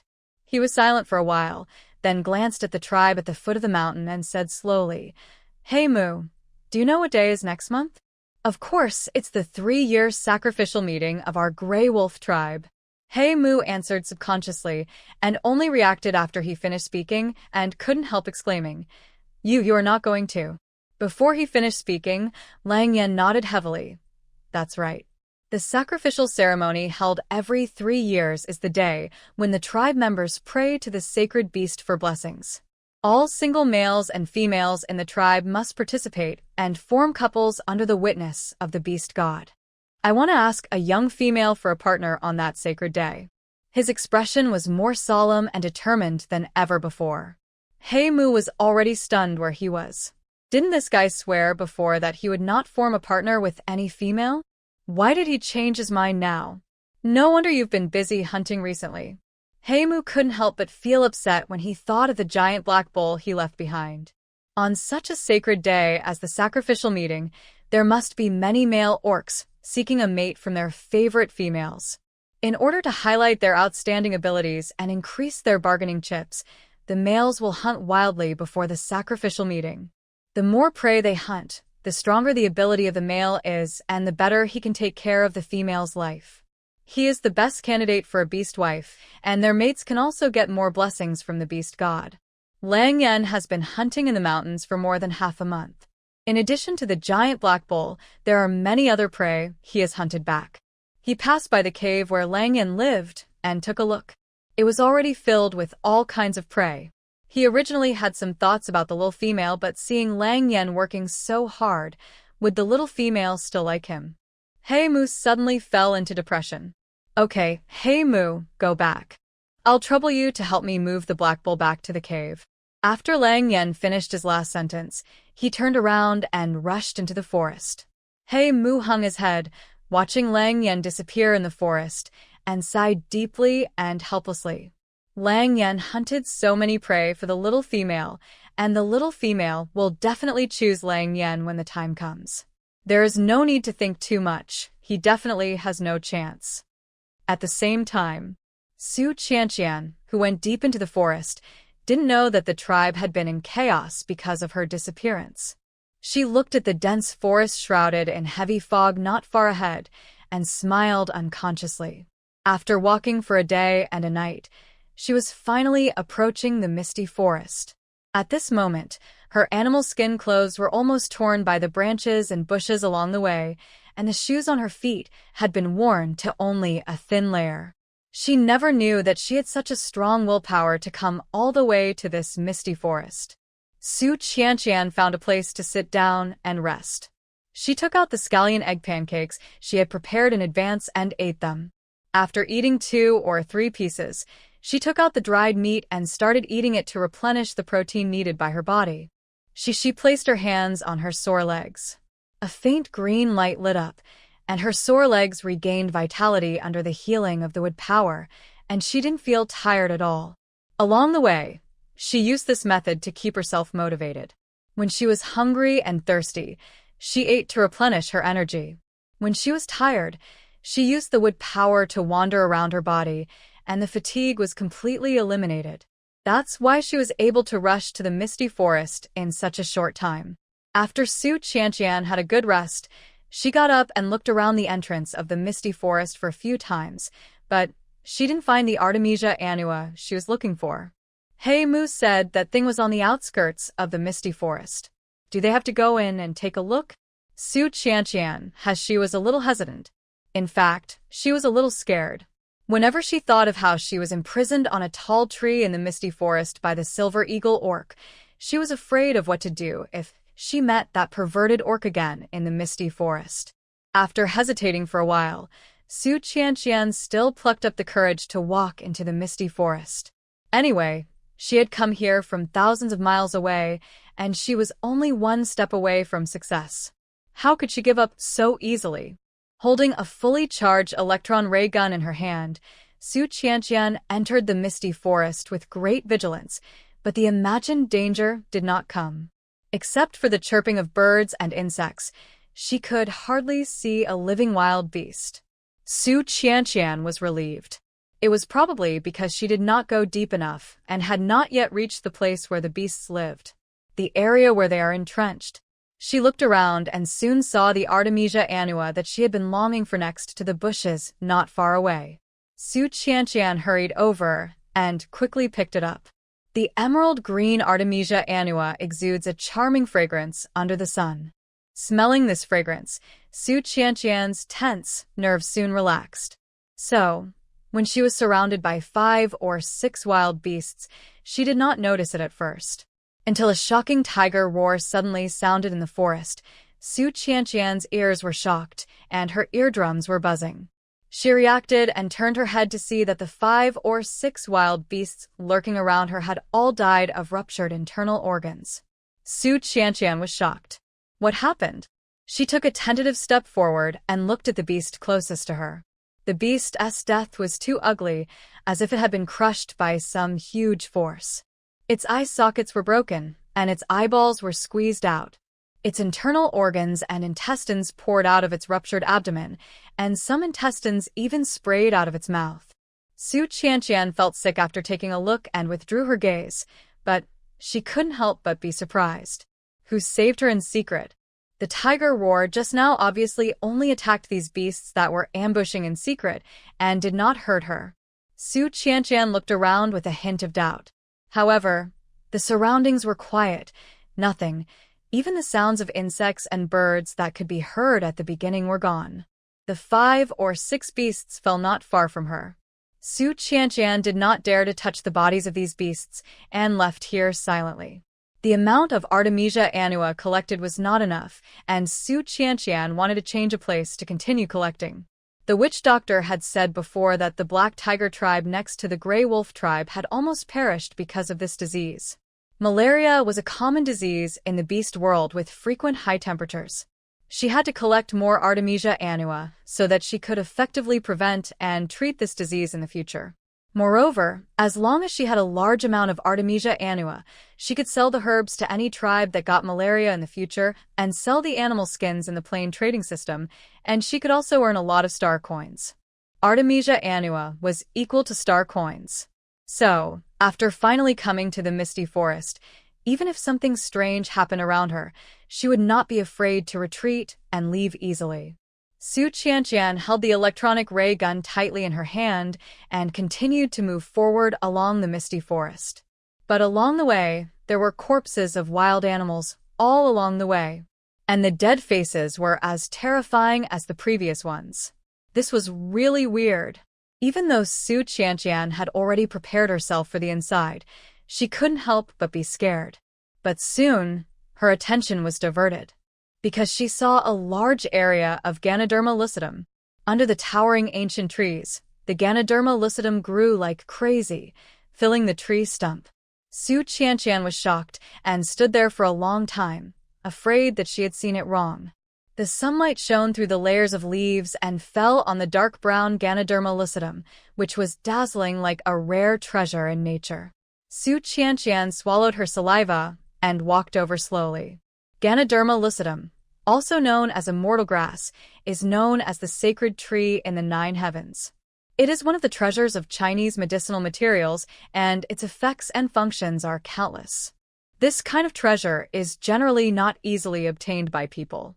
Su Qianqian was afraid that there were some wild animals ambushing around, waiting for her to take the bait, so she carefully looked around. Maybe her luck today was really good, and there was no danger around as she imagined. Su Qianqian was relieved and walked towards the Ganoderma lucidum. When she walked in, she found that the Ganoderma lucidum was much larger than what she saw in the distance. Su Qianqian counted them carefully and found that there were about 15 or 16 Ganoderma lucidum plants here. The smallest one had a cap that was almost as big as a basketball. It was large and beautiful, full and thick. She tried to pick some and found that they were as heavy as a rock. I can't imagine how much this kind of Ganoderma would sell for in modern times. These 10 or so Ganoderma grow densely, and there are weeds all around. Su Qianqian took great pains to pick one. She didn't care about anything else and quickly opened the plain trading system to check the price. Ding, red Ganoderma, a specialty of the beast world continent, was detected. Is it consignment? Su Qianqian glanced at the reference price given below and couldn't help but take a breath. 680,000 star coins. My God, the price of this Ganoderma is more expensive than the low-grade spirit stones sold in the cultivation plain. Su Qianqian couldn't hide her excitement and hurriedly looked at the remaining 10 or so Ganoderma next to her, with a light in her eyes. If all of them can be sold, she will make more than 10 million star coins. With so many star coins, what can she not buy in the future? The lowest grade spiritual spring was only 8 million star coins, and she was getting closer to her dream of buying a spiritual field space. Thinking of this, Su Qianqian's heart was burning. She suppressed her excitement and hurriedly picked all the remaining Ganoderma lucidum. When picking the red Ganoderma lucidum, it would be covered with mud, and the mud was very solid and difficult to break apart. Su Qianqian did not dare to break it too hard, for fear of damaging the Ganoderma lucidum. So she put all the mud and soil into the storage bag.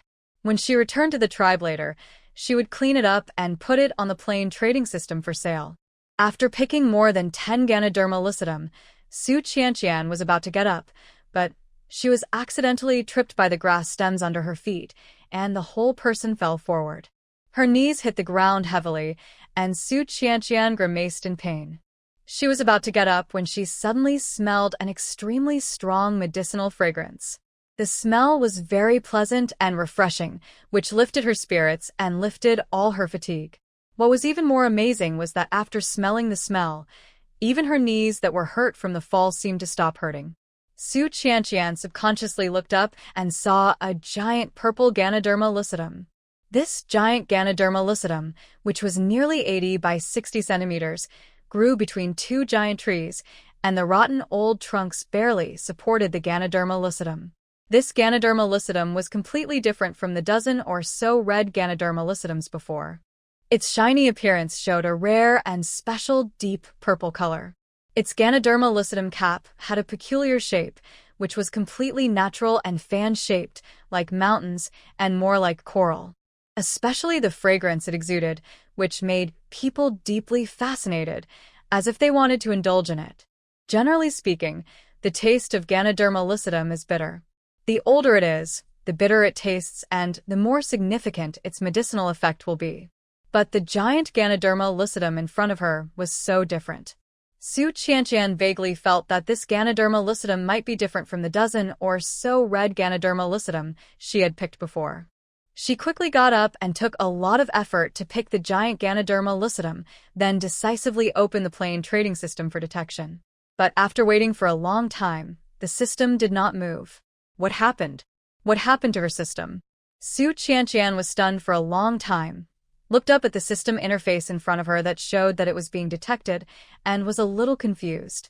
Could it be that the problem was with this Ganoderma lucidum, and the system could not detect it? After thinking about it, she looked at the huge Ganoderma lucidum in her arms. It was very heavy, about 50 centimeters at the thickest part, weighing about 30 kilograms, and she couldn't lift her arms.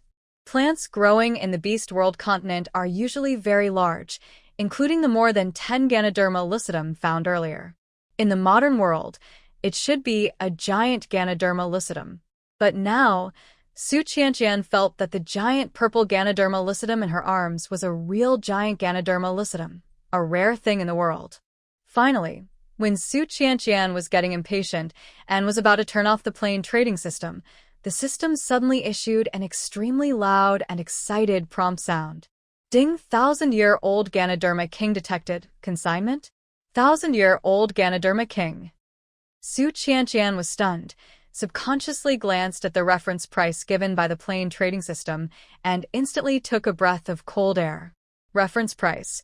When it turned out to be 90 million. Su Qianqian suspected that she had seen it wrong, rubbed her eyes hard, and carefully counted the long string of zeros. After finding that it was indeed 90 million, She was so excited that she almost jumped up. Oh my god, her luck is too good. She just fell down and found a 1,000-year-old Ganoderma king worth 90 million. She looked carefully and found that the trading system also gave a detailed introduction to this 1,000-year-old Ganoderma lucidum king. This 1,000-year-old Ganoderma lucidum king grows in the misty forest, and its growth period is very slow, about 1,000 years. It is generated by absorbing the essence of the sun and the moon and gathering the spiritual energy of heaven and earth, and has the effect of light body and immortality, longevity and immortality. After reading it all the way, Su Qianqian suddenly realized that this purple Ganoderma lucidum was a 1,000-year-old Ganoderma lucidum king. No wonder it is so expensive, much more expensive than the more than 10 red Ganoderma lucidums before.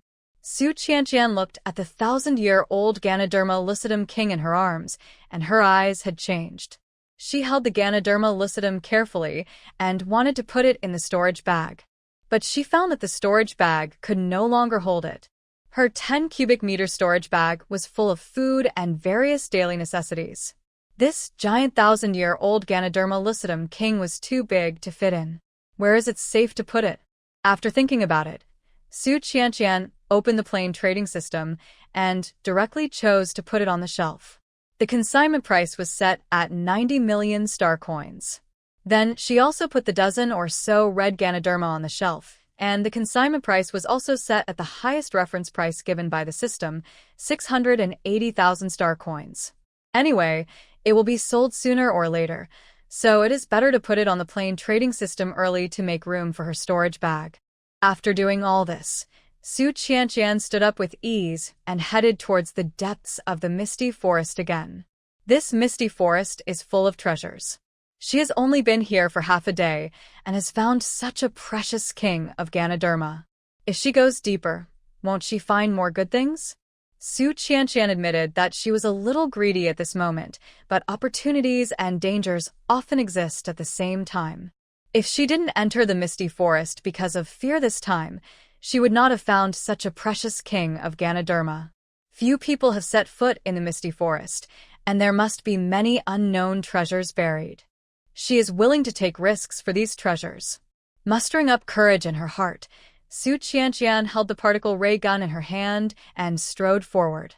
Just like when she came here before, the corpses of wild beasts were everywhere along the way. At this moment, she was a little bolder. She went forward to look at the corpses of these beasts. Maybe she had been delayed for a long time on the way, and the corpses of these beasts were already cold. It must be said that Su Qianqian was a little moved at this moment. She was silent for a while, and then she mustered up the courage to pick up the corpses of the beasts on the ground. It would be a waste if she didn't pick it up. Anyway, it would be thrown away anyway, so she might as well save it. The skins of each beast can be sold for a lot of star coins. It would be a pity to waste it. So, Su Qianqian picked up corpses along the way, while collecting Artemisia annua. There were too many corpses of beasts on the road, and the storage bag could not hold them. She simply put all the corpses of beasts she picked up on the plain trading system. Each beast, including the skin and meat, can be sold for at least 100,000 star coins. When she doesn't want to sell it, she can take it off the shelf for her own use. Anyway, it doesn't cost any star coins. The window for listing goods is simply a free storage column. However, her 10 cubic meters of storage was indeed a little small. She didn't feel it before when she had few things, but now that there were too many things, it was not enough to store them. When she got out of the misty forest, the first thing she had to do was to change herself to a bigger storage bag. Otherwise, when the merchant from the modern plane sent her supplies, she would have no place to store them. With plans in mind, Su Qianqian continued to move forward, and before she knew it, she had reached the inner area of the misty forest. The moment she stepped into this area, Su Qianqian could clearly feel that the surroundings were a little different. There was a bloody smell in the air that had not been blown away, and the surroundings were quiet, without any sound. She couldn't help swallowing her saliva. Although she wanted to see if there were any treasures inside, she was still a little scared because she was alone. Su Qianqian thought about it, then opened the plane trading system and spent a lot of money to buy herself a 1,000 miles teleportation talisman. This is a 1,000 miles teleportation talisman from the cultivation plane, which costs 200,000 star coins and can be used by mortals. As long as she encounters danger, she can crush the 1,000 miles teleportation talisman and teleport to a safe place thousands of miles away. With a 1,000 miles teleportation talisman as a guarantee, Su Qianqian felt much more at ease. She looked around and walked towards the side with more beast corpses. After pushing aside the overlapping bushes, a strong smell of blood instantly hit her face. Su Qianqian saw a white tiger with bloodshot eyes fighting with dozens of beasts not far away. It was indeed him. Seeing the appearance of the white tiger, Su Qianqian's heart sank. It turned out that along the way, he was really helping her to clear the beasts and dangers that were ambushing in secret. Su Qianqian suppressed the complicated emotions in her heart and looked at the dozens of beasts fighting with the white tiger again. However, what surprised her was that the dozens of beasts were different from the beast corpses she had seen along the way. They were huge in size, and their eyes flashed with the unique light of humans. More importantly, they could spit fire from their mouths. That was a superpower. Su Qianqian looked at the scene with surprise. She didn't expect that in this beast world, not only orcs could awaken superpowers, but even some beasts could awaken superpowers. Seeing that the white tiger was surrounded by dozens of wild beasts and had no way to retreat, Su Qianqian decisively raised the particle ray gun in her hand. Bang, bang, bang. Several particle rays were fired. As the particle beam was fired, the dozen beasts fell to the ground one after another, and they were silent in an instant. Su Qianqian remembered what the interstellar plane merchant said, that continuous high-frequency firing for more than 5 times would cause an explosion. So, after firing 5 times, she stopped. This is the misty forest, full of tall trees and bushes. If an explosion or fire is caused, she will be guilty. After she stopped, the beasts that besieged the white tiger looked at their fallen companions, and their shocked eyes showed horror. Since they can awaken their superpowers, they have obviously evolved wisdom that is no less than that of humans. Seeing their companions die silently, and they can't see where the attack came from, they are a little scared. Although eating the 3 striped beastmen raw can greatly increase their strength, they have to have a life to enjoy it. So, after some consideration, these beasts jumped into the bushes and left without hesitation. Su Qianqian was relieved. Fortunately, the particle beams emitted by the particle beam gun are invisible and silent, and will not expose her hiding place. In addition, the air around her was shrouded in a strong smell of blood, and her smell was well covered, so the group of beasts did not discover her existence. Su Qianqian waited quietly for a while and made sure that the group of beasts would not turn back, and then she walked out of her hiding place carefully. However, as soon as she appeared, the white tiger, which was originally dying and about to fall to the ground, rushed over like a dog seeing a bone. Su Qianqian was stunned for a moment and subconsciously dodged, but was still pounced on by the behemoth. "Little female, I finally found you." Great. The first time is new, the second time is familiar. Facing such a passionate big tiger, this time Su Qianqian was not as scared as the first time, struggling and screaming randomly. She reached out and pushed the tiger head that was pressing on her body and said lightly, "Get up first. The bloody smell on you is too strong." No, the white tiger rubbed her cheek with its furry tiger face like a spoiled child and made a pitiful voice. "I really miss you. Do you know that I've been looking for you for the past few months?" Su Qianqian. This guy didn't care at all that she wanted to sneak attack him. She pushed the tiger head again with her hand. "You are too heavy. Get up quickly." Did I hurt you? Then I will become smaller, okay?" Hearing this, the white tiger hurriedly got up. With the white light on his body, the white tiger in front of him instantly turned into a silver-haired, handsome man. It was not the first time that Su Qianqian saw the beast man transform between human and beast form, but she couldn't help but be amazed when she saw the handsome man transformed by the white tiger again. Without the shock and fear she had when they first met, She took a closer look and realized that the handsome man transformed from the white tiger was the most beautiful one she had ever seen in her 2 lives. Excellent body proportions, fair skin, handsome face, strong and smooth chest, and waist and abdomen with smooth muscle lines. Su Qianqian looked down and suddenly seemed to realize what she was looking at, and suddenly looked away. You. Can't you just wear a piece of animal skin underneath? The man pouted aggrievedly, but my animal skin was ruined by them. Shuqianqian. She was silent for a long time, trying to control her eyes from looking around. Then she stood up and kicked the long dead beast corpse next to her, saying, "Then peel off their skin and wrap it around your body." Okay. The man agreed happily, but as soon as he stood up, he pulled the wound on his body, and he fell to the ground with a grin on his face. Su Qianqian then saw the wound on his body. There was a big cut on the back of his waist, and blood was oozing out continuously. The cut was very deep, and you could almost see the flesh and bones buried inside. Su Qianqian finally couldn't bear to watch it, so she quickly pressed him down and said, "Forget it. Don't move yet. Your injuries are too serious." As she said that, she took out a roll of gauze and some wound medicine from the storage bag on her waist with ease and treated his wound. At first, Su Qianqian was worried that the man would be suspicious of these things in her hand and ask where they came from. But when she looked up, she saw that this guy was looking at her with all his heart and eyes, and didn't even look at the gauze and wound medicine in her hand. Su Qianqian was a little helpless. Could this guy not feel the pain of the wound at all? She carefully treated the wound, but couldn't help asking, "Why are you here? Did you kill all the beasts along the way?" "Of course I did." The man nodded proudly. "I found you the moment you entered the misty forest. So, in order to prevent you from being taken away again, I have to get rid of all the living creatures nearby in advance." As he said this, a flash of bloodthirsty hostility suddenly flashed across his originally innocent and handsome face, but he seemed to realize that Su Qianqian was still opposite him, and he put on a smiling face in an instant. Su Qianqian did not miss his subtle change in her eyes, and her heart, which had just relaxed, immediately lifted up.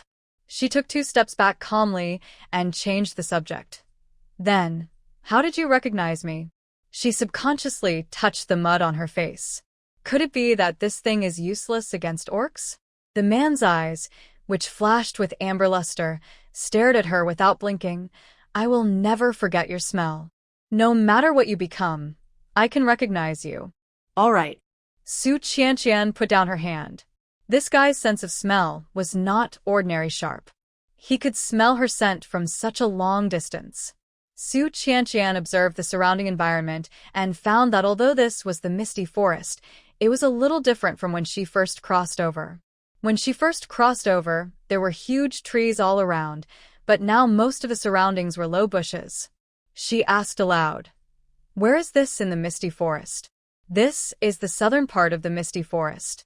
Huyang answered, "The place where we first met was in the northern part of the misty forest, and our white tiger tribe is at the foot of Nanhua Mountain in the northwest of the misty forest." Hearing him mention his tribe again, Su Qianqian couldn't help but be slightly stunned. She subconsciously glanced at the man in front of her. His smiling face was full of no grudges, as if he had forgotten that she wanted to attack him when they first met. However, this guy didn't pester her to have a baby like he did when they first met. Su Qianqian concealed her expression, deliberately looked up at the sky, and said, "It's getting late. Thank you for protecting me secretly, but I have to leave. We'll meet again." However, as soon as she stood up, her wrist was pulled by a force. She turned around and saw the man holding his waist and howling, "It hurts, the wound hurts. Please don't leave me, okay?" Shuqianqian. "Your injured waist is on the right side. Why are you holding the left side?"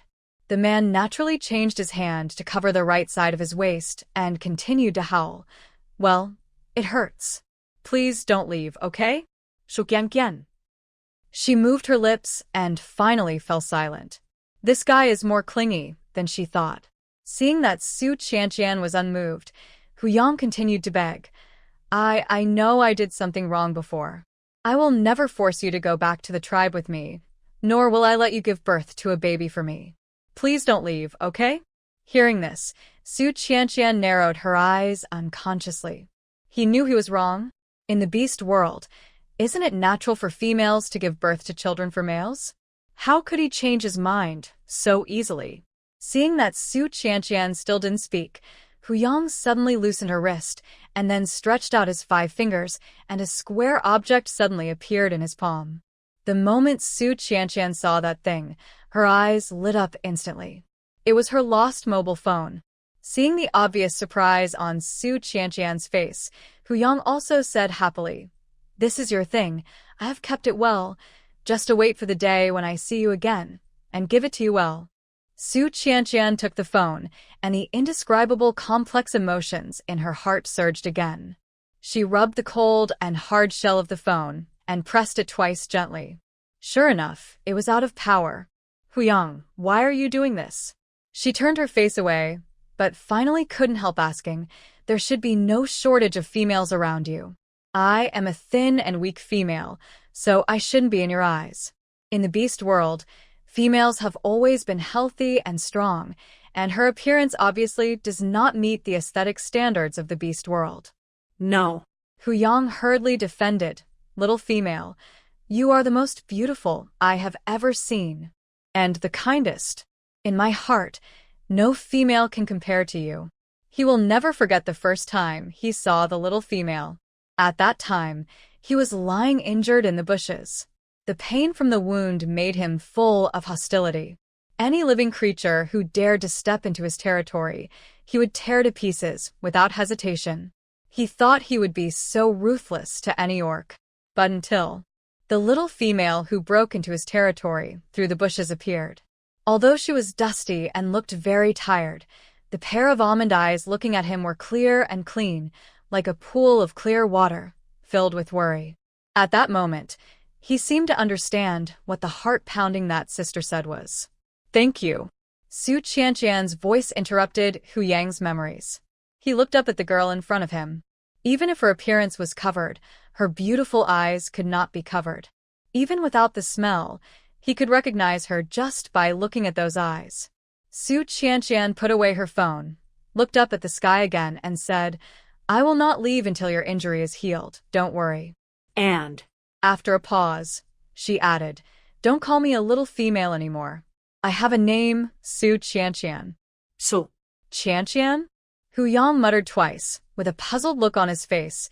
What a strange name. It doesn't sound like a name that the high priest would give.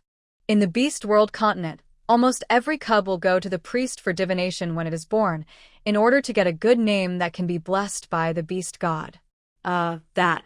Su Qianqian glanced at his body and couldn't help but wonder. "By the way, where did you take out the phone? This guy was jumping around in the forest. Where did he hide the phone?" You're talking about this. Hu Yang was delighted to see Su Qianqian asking him a question. He stretched out his hand impatiently and clenched his fingers. A crystal-clear crystal suddenly appeared in his palm.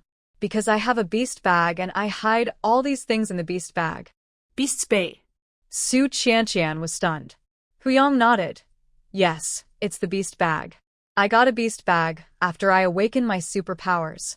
It's a big space and it can hold a lot of things." As he spoke, he gestured with both hands to show the size of the beast bag space. Su Qianqian was stunned. Could this beast bag be a storage space in another sense? The superpower awakened by this guy is space. Seeing Su Qianqian standing there without saying anything, Hu Yang thought she didn't believe it, so he took out many things one after another. There was beast meat, beast teeth, beast bones, and a pile of colorful crystals, but there was not a complete beast skin. Su Qianqian looked at the things on the ground and helplessly held her forehead. This guy was running around. Wasn't he ashamed at all? But the next second, Su Qianqian's attention was attracted by the pile of colorful crystals. This thing looked familiar. Su Qianqian thought about it for a while and recognized what it was. It was a beast crystal. She happened to have one in her hand, which she got from the poisonous scorpion orc after a narrow escape.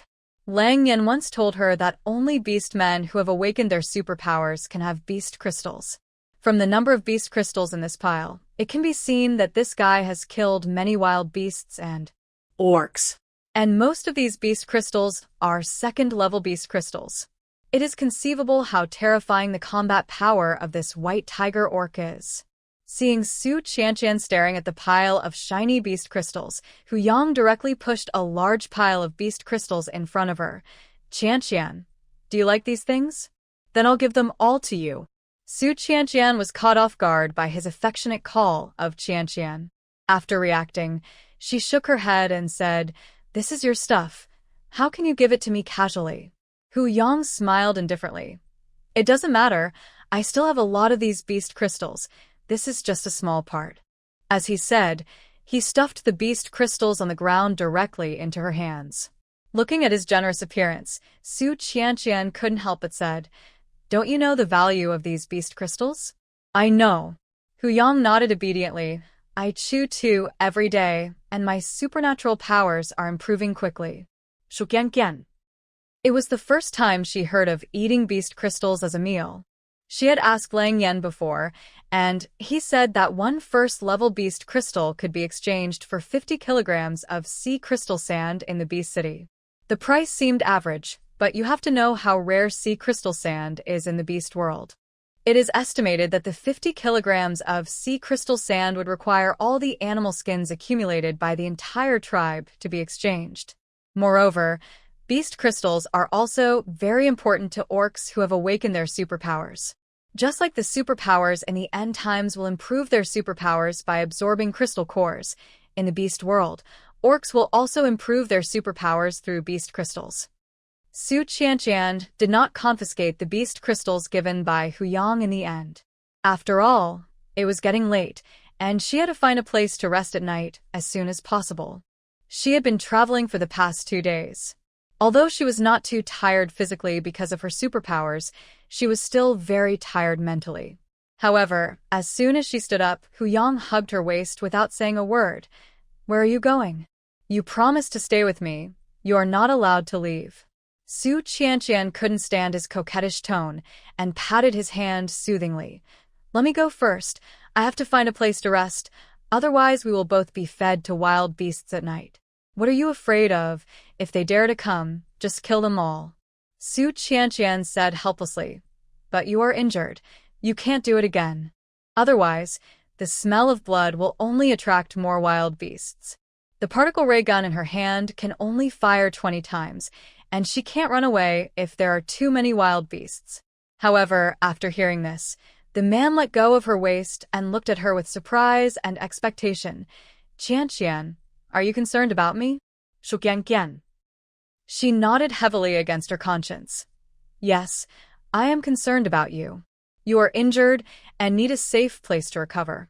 Upon hearing this, the joy between the man's eyebrows almost overflowed. He hugged her waist again without saying anything, rubbed his handsome face against her waist, and said happily, "Qianqian, I am really happy that you can care about my health." Su Qianqian pursed her lips and said nothing. This guy's mind is really simpler than expected. He is obviously a tiger tribe, the king of white tigers, but he is enthusiastic and lively, like a big dog. "Qianqian, I know a place that is the safest, and no one will disturb us." After that, he stood up and hugged Su Qianqian by the waist and ran wildly in a certain direction in the forest. The speed was so fast that Su Qianqian took a long time to react. She quickly patted Hu Yang's shoulder. "Put me down quickly. I can walk by myself." Could it be that this guy really didn't feel any pain from the wound? With such a deep wound, if it were a modern person, it would be amazing if they could survive without anesthesia, let alone move. But after a while, Hu Yang brought her to a cave. Su Qianqian subconsciously leaned over to take a look. This cave was unexpectedly clean, and it seemed that people often lived there. There were not only stone beds and stone tables, but also stone bowls and extinguished fires. "Is this where you live?" No. Hu Yang strode into the cave and gently placed Su Qianqian on the stone bed. "There used to be a blind guy living here. I'm just staying here for a while." "Then where is the owner of this cave?" Su Qianqian asked subconsciously. "Maybe he went out for something." Hu Yang turned his face away and responded casually. "Then it's not good for us to occupy someone else's nest." It's okay, that guy said he would lend me this cave for a few days. You can live there without worry. Hu Yong said and changed the subject. Are you hungry? I'll find some food. Su Qianqian pressed his shoulder and sat down. You stay here. I'll go outside to pick up some firewood. I'll go. Hu Yong immediately stood up, but was forced to sit down by Su Qianqian again. Be obedient. Your wound has begun to bleed. Su Qianqian softened her voice and said, I said that I will wait until your wound is healed before leaving. I won't break my promise. But, Hu Yong wanted to say something else, but when he met Su Qianqian's clear and bright eyes, he couldn't say anything. Su Qianqian took out 2 large pieces of dried meat from the storage bag on her waist and stuffed them into Hu Yang's hands. Don't worry, I will be back before you finish eating the dried meat. After that, she left the cave without hesitation. Hu Yong looked at Su Qianqian's figure walking away, and the ignorant and simple expression on his face gradually faded. He glanced at the wound on his waist that began to bleed and curled the corners of his lips unconsciously. What the elder sister said was indeed right. If you want to keep a person, in addition to strong strength, appropriate showing of weakness and injury is also a means. After a long time, he suddenly glanced at the outside of the cave and said in a casual voice, Come out. Hiding your head and showing your tail is not the style of your Black Bear clan. The originally quiet cave shook slightly, and a huge black bear slowly appeared in front of the cave. The gloomy eyes stared at the silver-haired man sitting inside, and the hatred in his eyes seemed to want to tear the man inside to pieces. You killed my people and occupied his cave. I want you to pay with your life. Hu Yong looked at the black bear with 3 animal patterns in front of him. Not only was he not afraid at all, but he tilted his head and licked his lips playfully. Since you waited for the little female to leave before showing up, I can let you die more quickly. But those beautiful amber eyes were full of bloodthirsty, murderous intent. Feeling humiliated, the black bear orc pounced on him with his fangs and claws. Hu Yong raised his hand lightly, and the black bear was blown away by the powerful supernatural power. You actually awakened dual supernatural powers. The black bear, who was knocked to the ground, was in disbelief. Such powerful supernatural energy could not be possessed by an orc with 3 animal patterns. That's right. The man narrowed his eyes slightly, as if he remembered something unhappy, and his tone suddenly became gloomy. Except for the guy flying in the sky, no one on land can be my opponent. He threw a punch, and with the powerful supernatural energy, the whole cave couldn't stop shaking, and the place where the black bear had been lying was deeply sunken. The black bear orc was already trembling with fear at the powerful strength and wanted to escape, but the man in front of him stopped attacking. His eyes lightly swept across the wound on his waist that was constantly bleeding, and there was a hint of lightness in his casual voice. Come, scratch here. She said that she would leave when the wound healed. So, as long as the wound is not allowed to heal, it will be fine. At the same time, Su Qianqian had already run all the way back to the place where the white tiger and the beasts had fought before. She arrived just in time, and the bodies of the 5 beasts were still there. She walked forward and looked down. The bodies of the 5 beasts were well preserved, with almost no external injuries. The only fatal injury was a small hole as thick as a hair left by the particle beam penetrating the body. The wound was very subtle and almost invisible, and there was no trace of blood around, making the 5 beasts look like they were asleep. But Su Qianqian knew that they had died. Particle beams have very high energy and penetrating power. The 5 beasts looked unharmed on the outside, but the tissue cells in their bodies had been completely destroyed. Even if the beast god came, they could not be saved. Su Qianqian, who used the particle beam gun for the first time, could not help but be amazed. She did not expect that this particle beam gun was not only powerful but also so concealed. As long as it is fired no more than 5 times without causing an explosion, the rays emitted by the particle ray gun are colorless and transparent and are difficult to capture with the eye, so it can kill the enemy silently. The most important point is that it can preserve the corpse intact. This means that she can get a perfect animal skin. Su Qianqian put the 5 beast corpses into the storage bag, and she will study the rest when she has time when she returns. Now she should deal with the current matter first. She looked back in the direction she came from, and then looked up at the sky that was almost dusk. After thinking for a while, she finally bent down and started picking up branches and firewood around. It is already very late now, and it is not suitable to escape from the misty forest. It is better to wait until tomorrow morning to find a chance to leave. Su Qianqian was thinking in her mind, while her hands and feet kept picking up dry firewood on the ground. She was pricked by the thorn bushes on the ground without paying attention. Oops. She quickly retracted her hand in pain and looked down at the thorn bushes on the ground. Each thorn was long and thin, almost 2 meters long, covered with thorns, very sharp, and her hand was bleeding. However, the root of the thorn was smooth and thornless, and the thickness was uniform. Su Qianqian looked at it, and somehow grasped the root of one of the thorns and pulled it hard, and the whole thorn was pulled out. She shook the root twice, and it felt very smooth, just like holding a whip in her hand. This thing can be used as a weapon. After thinking about it, Su Qianqian put the thorn branch in her hand into the storage bag. 1 branch should not be enough. She looked down and saw that the thorn branch was covered with finger-sized seeds. She remembered that her wood-related ability should be able to ripen the seeds of these thorn branches. So, she picked up a piece of firewood, knocked the thorn seeds to the ground, and then collected them all. If she cultivated more of this thing, it might be of great use in the future. After collecting enough thorn branch seeds, when Su Qianqian was about to leave with the firewood she had picked up, she suddenly seemed to remember something and paused. The next second, she reached into the storage bag at her waist and took out a thick and warm animal skin skirt. The guy was wearing nothing on his body, and she was afraid that she would not be able to sleep if she had to face his body all night. After thinking about it, Su Qianqian put the animal skin skirt in her arms and left with the firewood she had picked up. She was out for longer than expected, and the pieces of dried meat she left behind should be the white tiger had been eaten long ago, and Su Qianqian was afraid that the white tiger would follow the smell, so she walked very fast. But when she arrived at the cave, she heard a series of deafening tiger roars and fighting sounds. Su Qianqian was shocked, and the dry firewood was scattered all over the ground. She didn't care about anything else, and hurriedly strode forward to see.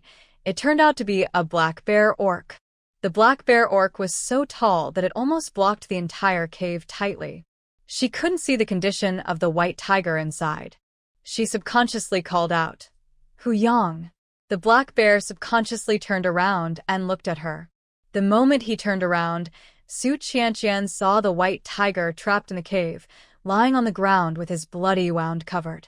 Almost subconsciously, Su Qianqian took out the particle ray gun, aimed at the black bear, and pulled the trigger.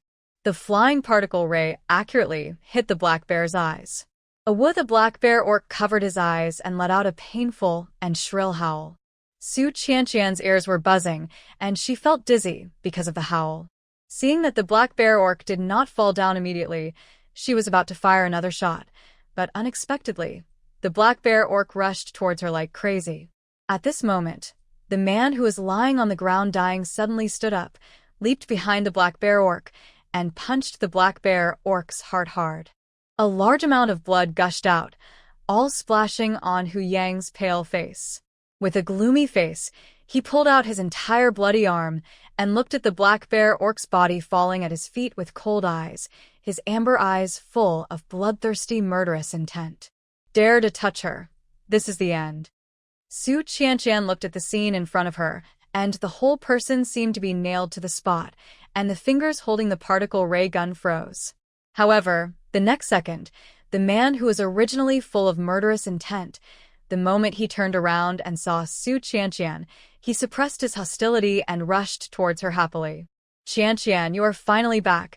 I missed you so much." Su Qianqian was caught off guard and fell on the ground on her back, and for a moment she even forgot to struggle. The man pressed on her, did nothing, but buried his head in her arms, rubbed it gently, and looked at her pitifully. "I'm sorry. I didn't want you to see it. Qianqian, don't be afraid of me and don't leave me, okay?" Su Qianqian. She silently stretched out her hand, trying to push the man in front of her away, but her hands were covered in blood. It was the blood from the wound on the man's waist. Su Qianqian paused, and the hand that wanted to push the man away suddenly fell on the top of the other's head and gently stroked it. "I'm not afraid. I said that I will not leave until your injury is healed." When Hu Yang heard this, his heart was instantly relieved. He lowered his head again, rubbed it against her palm, and said weakly, "But, Qianqian, I seem to be seriously injured, and I have no strength." After that, he seemed to be exhausted and lay on Su Qianqian without moving. Su Qianqian looked at the sky that was gradually darkening. After a long while, she sighed helplessly and deeply. "Don't touch me if you have no strength." She stretched out her hand and held down the man's hand that was dishonestly touching her waist inch by inch. Hu Yang raised his head, opened his beautiful amber eyes, and looked at her innocently. "But I like you, and I want to be your partner." His face was still stained with blood, and drops of bright red blood slowly flowed down his side face. Combined with his aggrieved and ignorant expression, his pale face was even more beautiful and incomparable. Su Qianqian.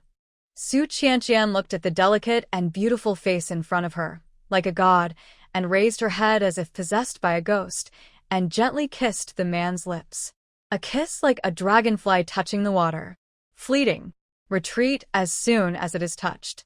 However, even this light touch of the kiss made the man's whole body tense up in an instant, and his eyes seemed to tremble with his soul. Qianqian. His Adam's apple rolled up and down, and a strange blush appeared on his originally pale face, and there was some indescribable excitement in his amber pupils. "You are too heavy, get up first." Su Qianqian turned her face away unnaturally, but the tips of her ears were slightly red. Okay. Hu Yang was so excited that he seemed to have lost his way. He got up from the ground in a flash. There was no trace of the weakness he had just said. He picked up Su Qianqian from the ground and put her on his thighs. He held her slender waist with one hand and pointed to his bloody lips with the other hand. He said excitedly, "Qianqian, kiss me again, kiss here." "Shuqianqian. This guy is addicted." She turned her head away. "If you listen to me once, I will kiss you once." "Okay, then I'll do whatever you say." The man nodded hurriedly. Su Qianqian felt the bulging muscles under her buttocks, pursed her lips, and then said, "First, let me go, and then wrap the animal skin around your waist." "Animal skin?" The man was stunned, and his eyes searched subconsciously, and sure enough, he saw a thick animal skin at his feet. He picked it up excitedly, looking at Su Qianqian with shining eyes. "Qianqian, is this what you found for me?" "Shuqianqian nari." Hu Yang was overjoyed, put Su Qianqian down, picked up the animal skin, and put it on. He didn't ask how he found the animal skin. After putting on the animal skin, he turned around in front of Su Qianqian and asked happily, "Does it look good? Qianqian, does it look good?" Looking at the big bulging bag of animal skin, Su Qianqian silently shifted her gaze away and then said lightly, "Next, you go back to the cave and lie down well." "Yes, sir." Hu Yang ran back to the cave without saying a word. Su Qianqian breathed a sigh of relief when she saw that he finally returned to the cave. She looked at the body of the black bear orc lying next to her, and without much hesitation, she picked up some leaves to cover it, and then got some soil to cover the bloodstains around it. Su Qianqian stopped only when she could no longer smell the blood. She looked back at the cave. The entrance was damaged a little, but it did not affect the internal space, and she could still live there. So she picked up the firewood on the ground and carried it back to the cave. At this time in the cave, Hu Yang was lying obediently on the stone bed, not daring to move. When he saw Su Qianqian coming in, he could hardly restrain his instinct to pounce on her. But thinking of what he had promised Su Qianqian, he still suppressed it and only looked at her pitifully with his amber eyes. Knowing that this guy was used to pretending to be pitiful, Su Qianqian completely ignored his gaze and, silently, she built a fire on the ground and took out a lighter to start a fire. She thought that starting a fire would definitely attract the other party's attention.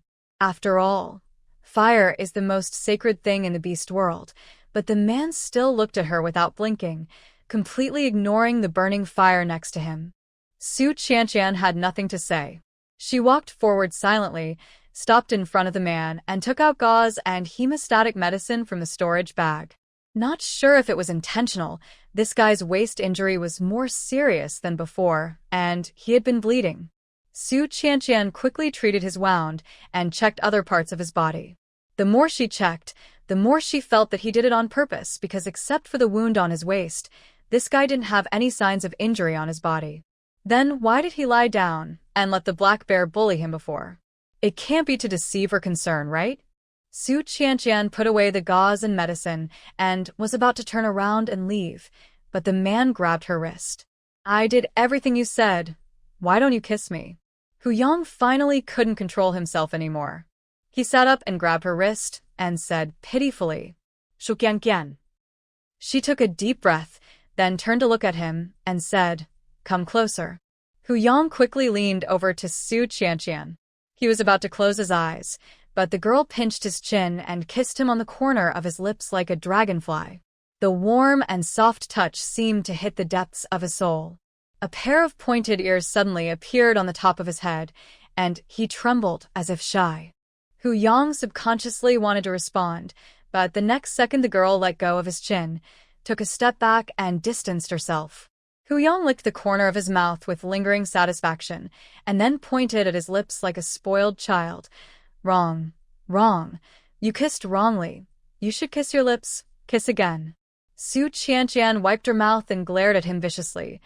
There won't be a next time if you talk nonsense again. Hu Yang then shut up in dismay, and the tips of the tiger ears on his head drooped down. Su Qianqian looked at the drooping tiger ears, resisted the urge to rub them, and asked, "Hu Yang, it seems that you have awakened more than one ability, right?" She suddenly remembered that when she was dealing with the corpse of the black bear orc just now, she accidentally caught a glimpse of the 3 beast patterns on the back of the other's neck.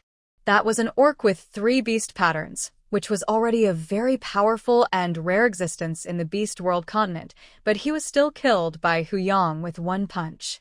Obviously, Hu Yang was also an orc with 3 beast patterns, but his strength was more than 1 time stronger than that of an ordinary orc with 3 beast patterns.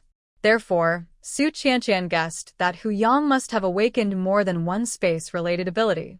How did you know? Hu Yang asked in surprise, and the pair of tiger ears on his head suddenly stood up again and shook happily. The priest in the tribe said that I have dual abilities. In addition to the beast sack, I have many other skills. It's indeed a dual system power. Su Qianqian couldn't help but feel curious. Then, what is your other power? Do you want to know? Hu Yang immediately kept the secret and pointed to his lips. Kiss me first. Shu Qianqian. You can say it if you want. If you do want to say it, forget it. Su Qianqian turned around and was about to leave, but Hu Yang grabbed her wrist. Okay, I'm just teasing you. If you want to know, I'll show you myself. As if afraid that Su Qianqian would really leave, he quickly stretched out his big bony hand and pointed outside the cave. In an instant, a huge amount of energy burst out, and the flat ground outside the cave rolled up instantly, sinking deeply, and the whole cave began to vibrate slightly. Su Qianqian shook her body twice, and was barely able to stand firm when Hu Yang held her slender waist. She couldn't help but said in amazement, "Is this an Earth system power?" Earth system power? Hu Yang was stunned. Obviously, he didn't know the supernatural powers that were distinguished by the 5 elements of heaven and earth, but he still reacted to Su Qianqian's meaning and said with a smile, "The priest said that I have a strong affinity for this land and can cause earthquakes. With my control over the land, basically no one on land can be my opponent." Su Qianqian turned to look at him. "Then your strength should be stronger than the average orc with 3 beast patterns, right?" "Of course." Hu Yang nodded proudly. "My strength is twice as strong as theirs. The patriarch also said that I am a rare dual system supernatural genius in the past 100 years. It's just..." At this point, he suddenly seemed to remember something, and in an instant he lowered his head again. "It's also very difficult to break through. You need to eat a lot of beast crystals, and every time it's a life and death situation." As if not wanting to make Su Qianqian worry, Hu Yang subconsciously swallowed the last 4 words. But Su Qianqian still saw it from his slightly dim eyes. She couldn't help but reach out and touch Hu Yang's head and soothed him softly. Isn't this a kind of training? You have strength beyond ordinary people, and accordingly, you have to bear equal pain and suffering. After a pause, Su Qianqian added gently, but I believe in you. Since you have been able to persevere until this point, you will be able to persevere no matter how great the difficulties and hardships you encounter in the future. The girl's gentle words fell into his ears and instantly aroused a different kind of emotion. Hu Yang was stunned for a moment and immediately hugged Su Qianqian tightly, burying his head deeply in her neck. It has been a long time since I heard such caring words for myself. In the tribe, he is the pride of heaven in the eyes of everyone. Ordinary tribesmen respect him. The tribe leaders and priests have great expectations of him and demand strict requirements from him all the time. From the moment he awakened his dual system abilities, he was not allowed to relax at all. He had to do his best in the face of everything. Really, no one has cared about me like this for a long time. Hu Yang buried his head in Su Qianqian's neck and rubbed it hard, and said in a hoarse voice, I want to capture you back to the tribe and let you accompany me for the rest of my life. Hearing this, Su Qianqian's body froze almost invisibly for a moment. But in a moment, she returned to her usual smile and said, You are so powerful. Isn't there any female in the tribe willing to reproduce for you? Before Lang Yen broke through to the 4 beast patterns, he was very popular in the tribe. Even Lan Di wanted him to be his beast husband. It seems that Hu Yang must have many suitors in the tribe. I don't want them. When Hu Yang heard Su Qianqian ask this, he immediately raised his head, and his amber eyes looked at her without blinking. I only want you. I only want Su Qianqian. I don't want any other females. Su Qianqian couldn't help but be amused by his stubborn words. Do you like me so much? Obviously, they haven't known each other for a long time. I just like you. Hu Yang nodded vigorously and very seriously. Once we, the White Tiger clan, identify a female, we will always identify each other. So you like me so much. Su Qianqian smiled slightly, and her eyebrows curved like a crescent moon. Hu Yang couldn't help but stare blankly for a moment and murmured, Qianqian, I want to be with you forever. Come back to the tribe with me, okay? There was an almost cautious and pleading tone in his voice. Contrary to her usual attitude, Su Qianqian did not refuse. She just smiled and nodded. Okay, after you recover, we will go back to the White Tiger tribe.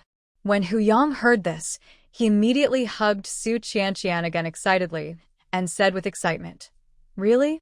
Really? Qianqian, do you really agree to go back to the tribe with me? That's great. I'm so happy. I swear on my life to the beast god that I will treat you well for the rest of my life. Listening to the man's curse-like words, Su Qianqian did not speak. She could only raise her head in silence and look at the dark sky outside the cave with deep eyes. As a human being, she could indeed feel Hu Yang's love. But liking is the most useless thing in the world. After a long time, Su Qianqian retracted her gaze, patted Hu Yang in her arms, smiled and said, Okay, it's getting late. Take a rest. We can go back to the tribe as soon as possible after you recover. Okay. Hu Yang quickly let go of Su Qianqian and lay back on the stone bed. Then I will have a good sleep and rest now, and try to heal my wound tomorrow. Su Qianqian glanced at the wound on his waist. Although it was no longer bleeding, it was almost impossible to heal it in one day. But she still smiled and nodded. Okay, then we will try to return to the tribe tomorrow. Hu Yang was so excited that he almost didn't know what to say. He pulled Su Qianqian over, pulled her into his arms and lay down. Then you should have a good rest too. We will sleep and rest together, and we will set off at dawn tomorrow morning. Su Qianqian did not resist, and leaned obediently in Hu Yang's arms. The man's body temperature was very high, his strong chest pressed tightly against her back, his arms were still around her waist, and his warm breath almost sprayed on her neck. Su Qianqian felt the man's gradually steady breathing and silently opened the plane trading system. However, the moment she opened the system, She was almost bombarded by the messages that came one after another. Looking carefully, it turned out that merchants from all planes had sent messages asking about the King Ganoderma lucidum worth 90 million star coins. She first clicked on the message window of the interstellar plane merchant whom she had known the longest. Oh my god. Is this King Ganoderma lucidum a specialty you discovered in the beast world? Little female, you are so lucky. Su Qianqian silently typed a reply. Do you want to buy it? I don't have so many star coins to buy your King Ganoderma lucidum. The other party replied almost instantly. However, I would like to buy those red Ganoderma lucidum you sell. Su Qianqian saw this and could not help but glance at the 16 red Ganoderma on the shelf, each of which was priced at 680,000 star coins. Although this red Ganoderma is not as good as the King Ganoderma, since it can be priced at 680,000 by the plane system, it should be effective. She typed again. How many do you want to buy? The other party did not reply so quickly and was silent for a long time. Until Su Qianqian wanted to close the window to see the message from another plane merchant, the other party sent a message. Can I exchange with you for something else? Su Qianqian, what? The other party replied. Advanced genetic modification fluid. This is the most precious thing in our interstellar plane, and it is worth a fortune. What do you think? Are you willing to exchange? Advanced gene modification liquid? Su Qianqian was stunned when she heard it. She subconsciously clicked on the other party's sales window, and sure enough, she saw a medicine called gene modification liquid. However, this gene modification liquid is divided into 3 types: low-level gene modification liquid, intermediate-level gene modification liquid, and advanced gene modification liquid. The selling prices are also from low to high, respectively: 210,000 star coins, 990,000 star coins, and 2.5 million star coins. Su Qianqian clicked on the introduction of the advanced gene modification liquid. It said that this thing can repair and modify a person's body at the fastest speed and completely change a person from the genetic level. No matter how poor the person's talent, qualifications, and genes are, as long as the advanced gene modification liquid is used, this person can be reborn and become the most superior gene that surpasses the top in the world. It seems good. Su Qianqian was a little tempted. She remembered that when she took the Power Awakening pill before, the system said that she only had a 30% chance of awakening the power. This probability was still too low in her opinion. Perhaps it was because her talent was too low that the awakening probability was so low. Moreover, after awakening the wood power for such a long time, she did not feel the slightest upgrade. Not only was her talent poor, but her aptitude was also poor. If she used the gene modification fluid, her talent and aptitude might be improved a little. To be honest, she was not short of star coins now, and with that Ganoderma lucidum king, she would not be short of star coins in the future. What she lacked was something to improve her strength. The advanced gene modification fluid was undoubtedly a great way for her to improve her strength. Su Qianqian was still thinking, and the other party could not wait to send a message. Are you unwilling? Or is it too little? I know that the red Ganoderma lucidum is rare. How about this? I will use a dose of advanced gene modification fluid to exchange 2 red Ganoderma lucidum for you. Okay? 2? Su Qianqian's eyes lit up. A dose of advanced gene modification fluid was worth 2.5 million star coins, while her 2 red Ganoderma lucidums only cost 36 million star coins. She did not rush to agree, but sent a message. Why do you want the red Ganoderma lucidum so much that you would rather suffer a loss to buy it? Don't you know? The other party replied, your King Ganoderma lucidum has been alive for more than 1,000 years and absorbed the spiritual energy of heaven and earth for 1,000 years. If I can have a bite of it, my realm will be able to break through to the realm of God. In our interstellar plane, only 2 people have reached the realm of God. Su Qianqian, but you don't have star coins to buy that King Ganoderma lucidum, right? Listen to me first. Before I sent the message, I had already checked the relevant information. Your King Ganoderma lucidum was made by these red Ganoderma, are for mutation. I want to buy 2, and try to cultivate them into the King of Ganoderma. Su Qianqian. Okay, I agree to this deal. Although it seems that she did not suffer any loss in this deal, she still got a great deal. But if you think about it carefully, this red Ganoderma is a non-renewable thing. Once it is used, it will be gone. Although the price of the advanced gene modification liquid is expensive, it can be produced continuously. In this way, she did not take advantage of others. The deal was reached, and Su Qianqian sent 2 red Ganoderma. The other party also quickly sent the advanced gene modification liquid. Su Qianqian did not rush to take out the advanced gene modification liquid to see, but put it into the backpack column that came with the system. Now is not the time to use the gene modification liquid.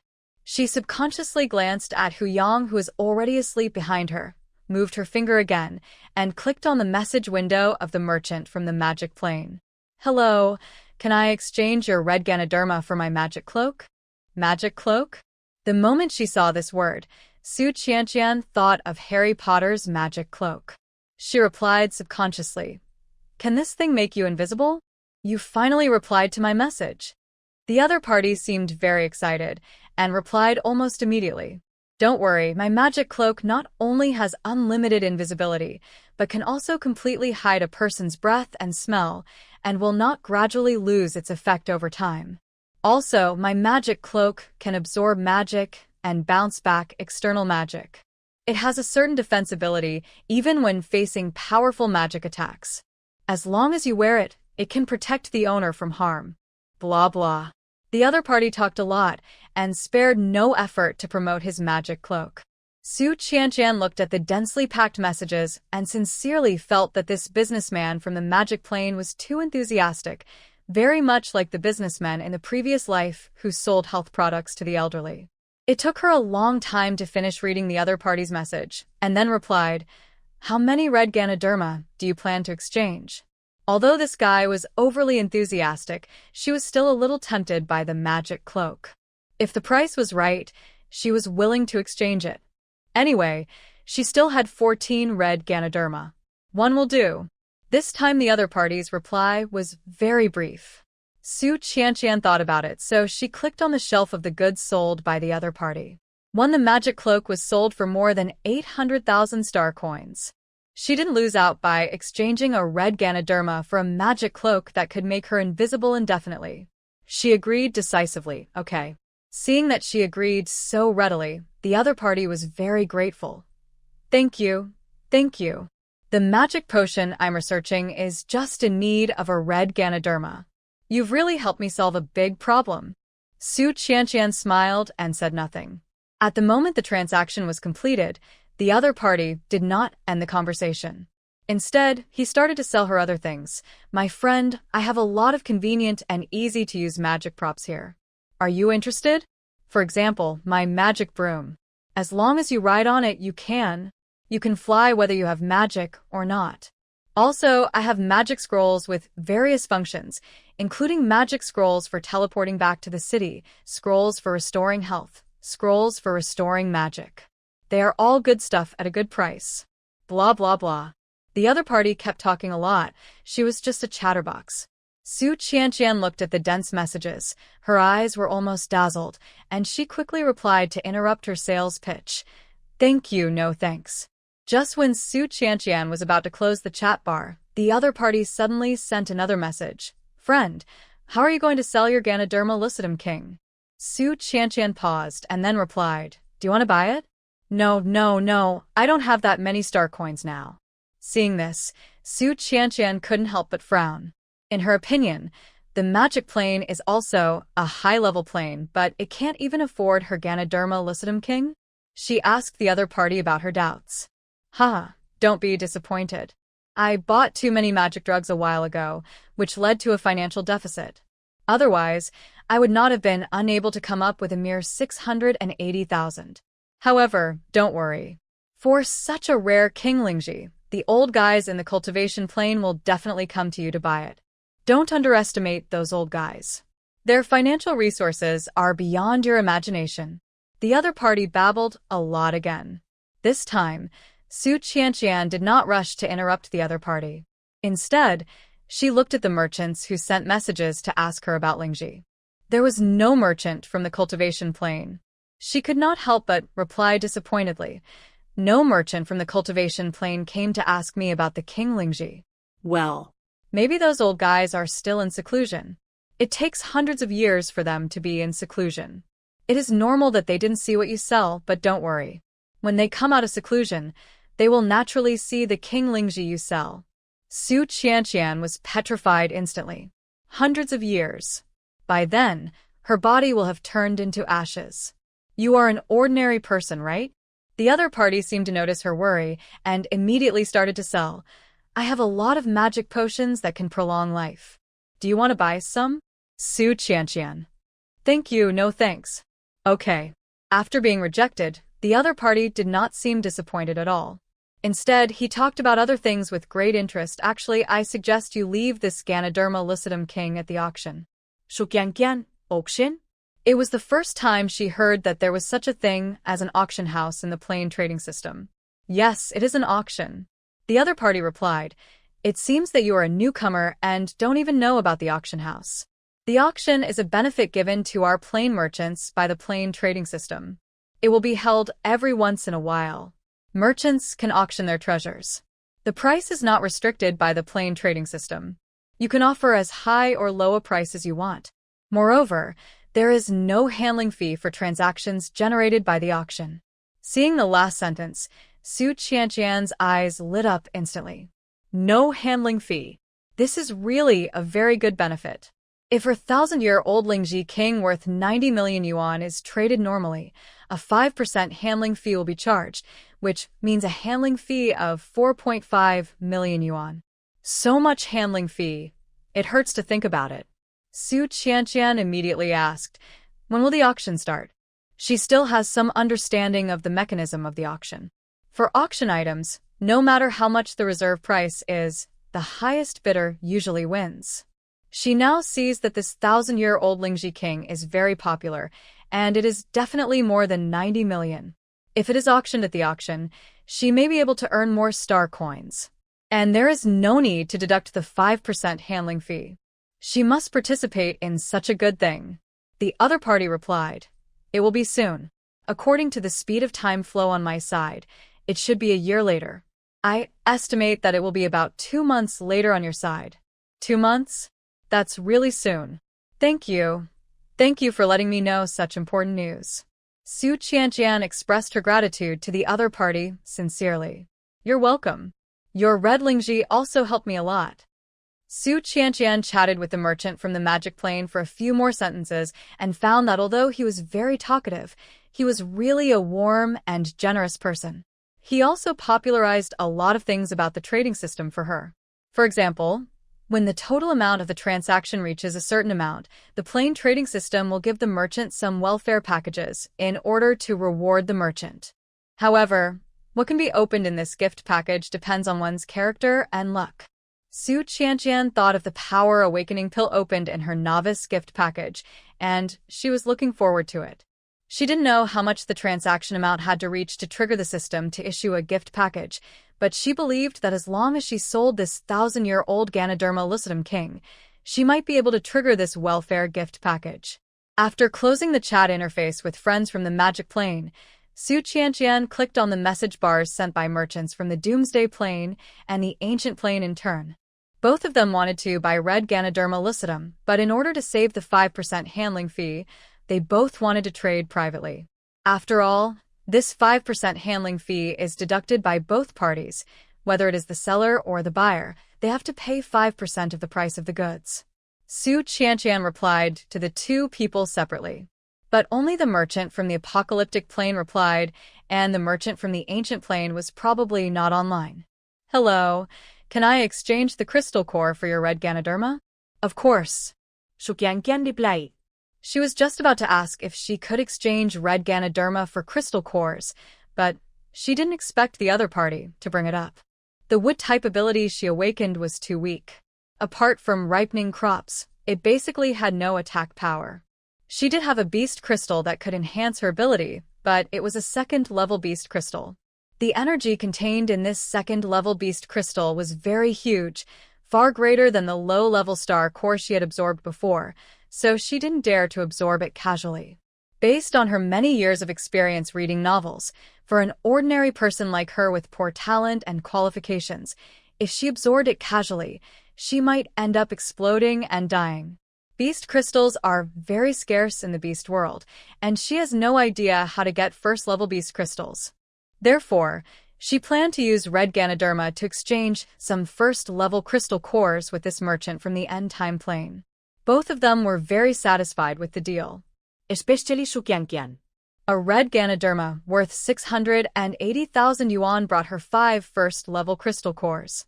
This first-level crystal core is priced at 150,000 star coins, which is 50,000 cheaper than the star core. She believed that as long as she absorbed these 5 crystal cores, her wood-type ability would be upgraded. It took a whole night for Su Qianqian to reply to almost all the messages and complete transactions with all the merchants, except for the ancient plain merchant who had not replied to the message yet. Su Qianqian waited for a while and saw that the sky outside the cave had begun to dawn, and the ancient plain merchant still did not reply to the message, so she simply turned off the plain transaction system. She had no time to waste, so she would wait until she was free to discuss the transaction with the ancient plain merchant. Su Qianqian glanced at Hu Yang, who was holding her and sleeping all night. The man's sleeping face was very peaceful. His face was good-looking.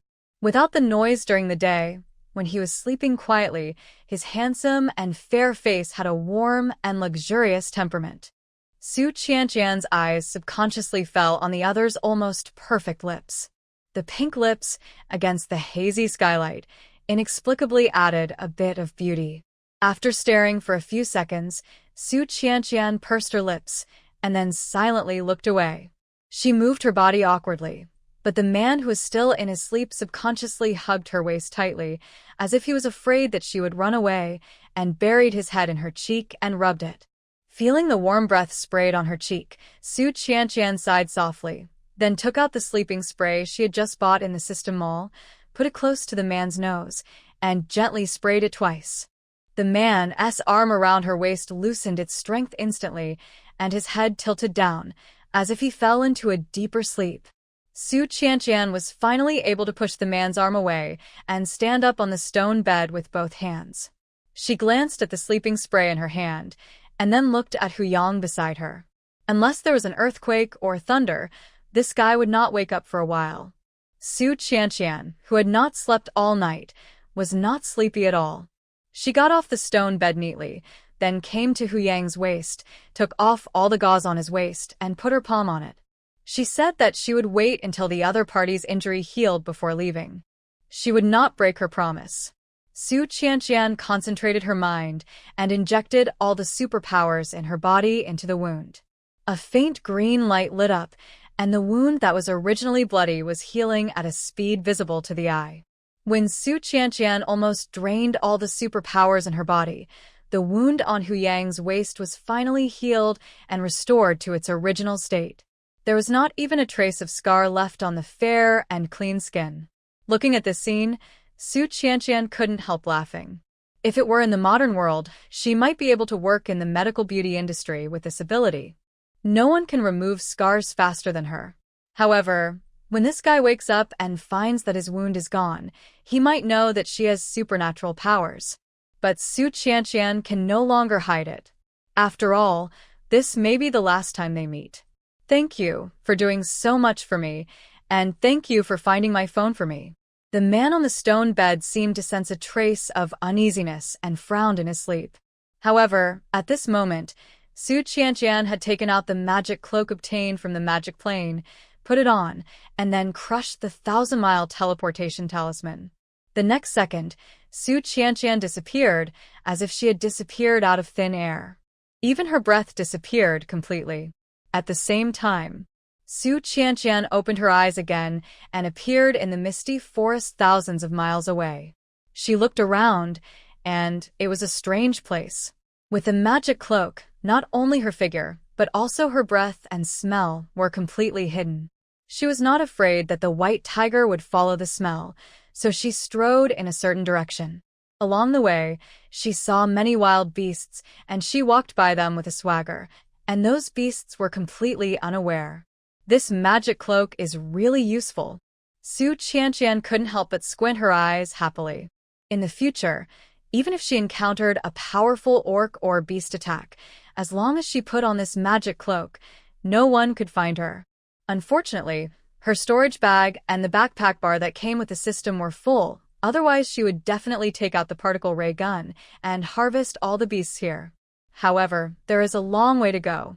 Since she is such a great treasure as the magic cloak, she can enter the misty forest at any time and harvest as many beasts as she wants. She should come again next time. So, Su Qianqian restrained her mood and quickened her pace. Maybe she was lucky and found the right direction. After walking for a while, she arrived at the outskirts of the misty forest. There was no great danger outside, so Su Qianqian simply took off her magic cloak. In an instant, her figure appeared out of thin air in the forest. However, before Su Qianqian took 2 steps, she was suddenly knocked to the ground by a huge black shadow. She couldn't help but secretly say that she was unlucky. How could she be attacked as soon as she took off her magic cloak? This was too unlucky, wasn't it? But when she looked up, she met a pair of gray-blue eyes, and the nervous and anxious emotions in those eyes were so strong that they almost drowned her. Against the backdrop of the first light of dawn, the man's haggard face was full of worry and panic. Drops of sweat fell from his long eyelashes, like tears falling after losing control of his emotions. The next second, the force on his waist suddenly increased, and the distance between the two suddenly shortened. He hugged her into his arms and hugged her tightly, as if he was holding some fragile rare treasure, with incomparable attachment and caution. Lang yan. Su Qianqian murmuré anxiously. The man still held her, buried his head in her shoulder, and said nothing. After a long time, the man gradually loosened his grip on her waist, raised his head, and met her gaze. The pair of gray-blue eyes carried an irresistible sense of oppression, making it difficult to look directly at them. Su Qianqian didn't know what to say for a moment, and turned her head away with a guilty conscience. However, the other party pinched her chin and turned around, staring straight at her, asking word by word, "Why did you leave without saying a word?" Su Qianqian felt the strength of her jaw not weakening at all. For a moment, she suspected that the Lang Yan in front of her was someone else's pretending. He was no longer as calm and steady as before, and was so unfamiliar that she was scared. She frowned and explained, "I went to find herbs. I know the herbs for treating that disease are in the misty forest." Lang Yan still did not let go of her jaw, and stared at her with a cold and deep gaze. There was a hidden anger between his eyebrows. "Do you know how dangerous the misty forest is? How can you go in alone? If you encounter danger, what do you want me to do?" There was a hint of complaint in his voice. Su Qianqian was also a little angry now. She went to the misty forest to help his people cure diseases. Was it necessary for him to blame her like this? She opened his hand, said word by word with a cold face, "What does this have to do with you? You are not my beast husband, and I am not one of your tribesmen. If I want to go to the misty forest, do I have to report to you all the time?" Her words seemed to pierce the man, and Lang Yan's cold face suddenly froze. His heart tightened, and there seemed to be thousands of words in his throat, but in the end, he just closed his eyes, took a deep breath, and when he opened his eyes again, his eyes had already returned to a calm. "I'm sorry, I shouldn't have meddled in other people's business." After saying that, he stood up neatly and never looked at Su Qianqian again. Seeing this, Su Qianqian pursed her lips, got up silently, and walked towards the exit of the misty forest on her own. This time, Lang Yan did not call her, but just stood there, watching Su Qianqian's gradually leaving back. After a long time, he raised his foot and followed. However, he followed not far or close, always keeping a distance. Su Qianqian felt the man following slowly behind her and bit her lip unconsciously. Is this guy really angry? Forget it, let him be angry. I didn't do anything wrong to go to the misty forest. What right does he have to be angry? She is not his property. Why should he control her everywhere? Su Qianqian's eyebrows sank and she quickened her pace. Soon, she saw the exit of the misty forest. She ran over quickly and looked around. Although this was not the exit she entered at the beginning, she could also leave the misty forest from here. After walking out of the misty forest, Su Qianqian looked down the mountain. This exit was not far from the back mountain of the Grey Wolf tribe. She touched the bulging storage bag on her waist, and then looked at Lang Yen, who was following her slowly, but never said a word. This guy was still sulking, but when she used these Artemisia annua to save the people of the Grey Wolf tribe, he would understand how important his trip to the Misty Forest was. After thinking about it, Su Qianqian no longer cared what Lang Yen thought behind her, and quickened her pace to rush towards the Grey Wolf tribe. When she returned to the tribe, it was already afternoon. When she walked into the tribe, she saw orcs lying on the ground vomiting, and some were dying at the entrance of a cave. Their skin was pale and had purple spots. Su Qianqian's eyebrows tightened, because the malaria had become more severe in the 2 days she was away. The high temperature in the beast world and the unhygienic living habits of the beast men accelerated the spread of malaria. Without caring about anything, Su Qianqian quickly took out 2 Artemisia annua from the storage bag on her waist and then ran towards the tribe leader's cave. When she arrived at the tribe leader's cave, Su Qianqian found that it was crowded with beast men. In addition to the priests and witch doctors, even Iluo and her 2 cubs were there. "Chief, I have found a magic medicine to treat this disease." The witch doctor pushed the 2 cubs in front of the chief with excitement. "Look, Iluo's 2 cubs have completely recovered after taking my magic medicine. We will not follow the old path of the Black Tiger tribe." Hearing this, Su Qianqian, who was holding the Artemisia annua, froze at the entrance of the cave. "Magic medicine? Is there any other special medicine to treat malaria?"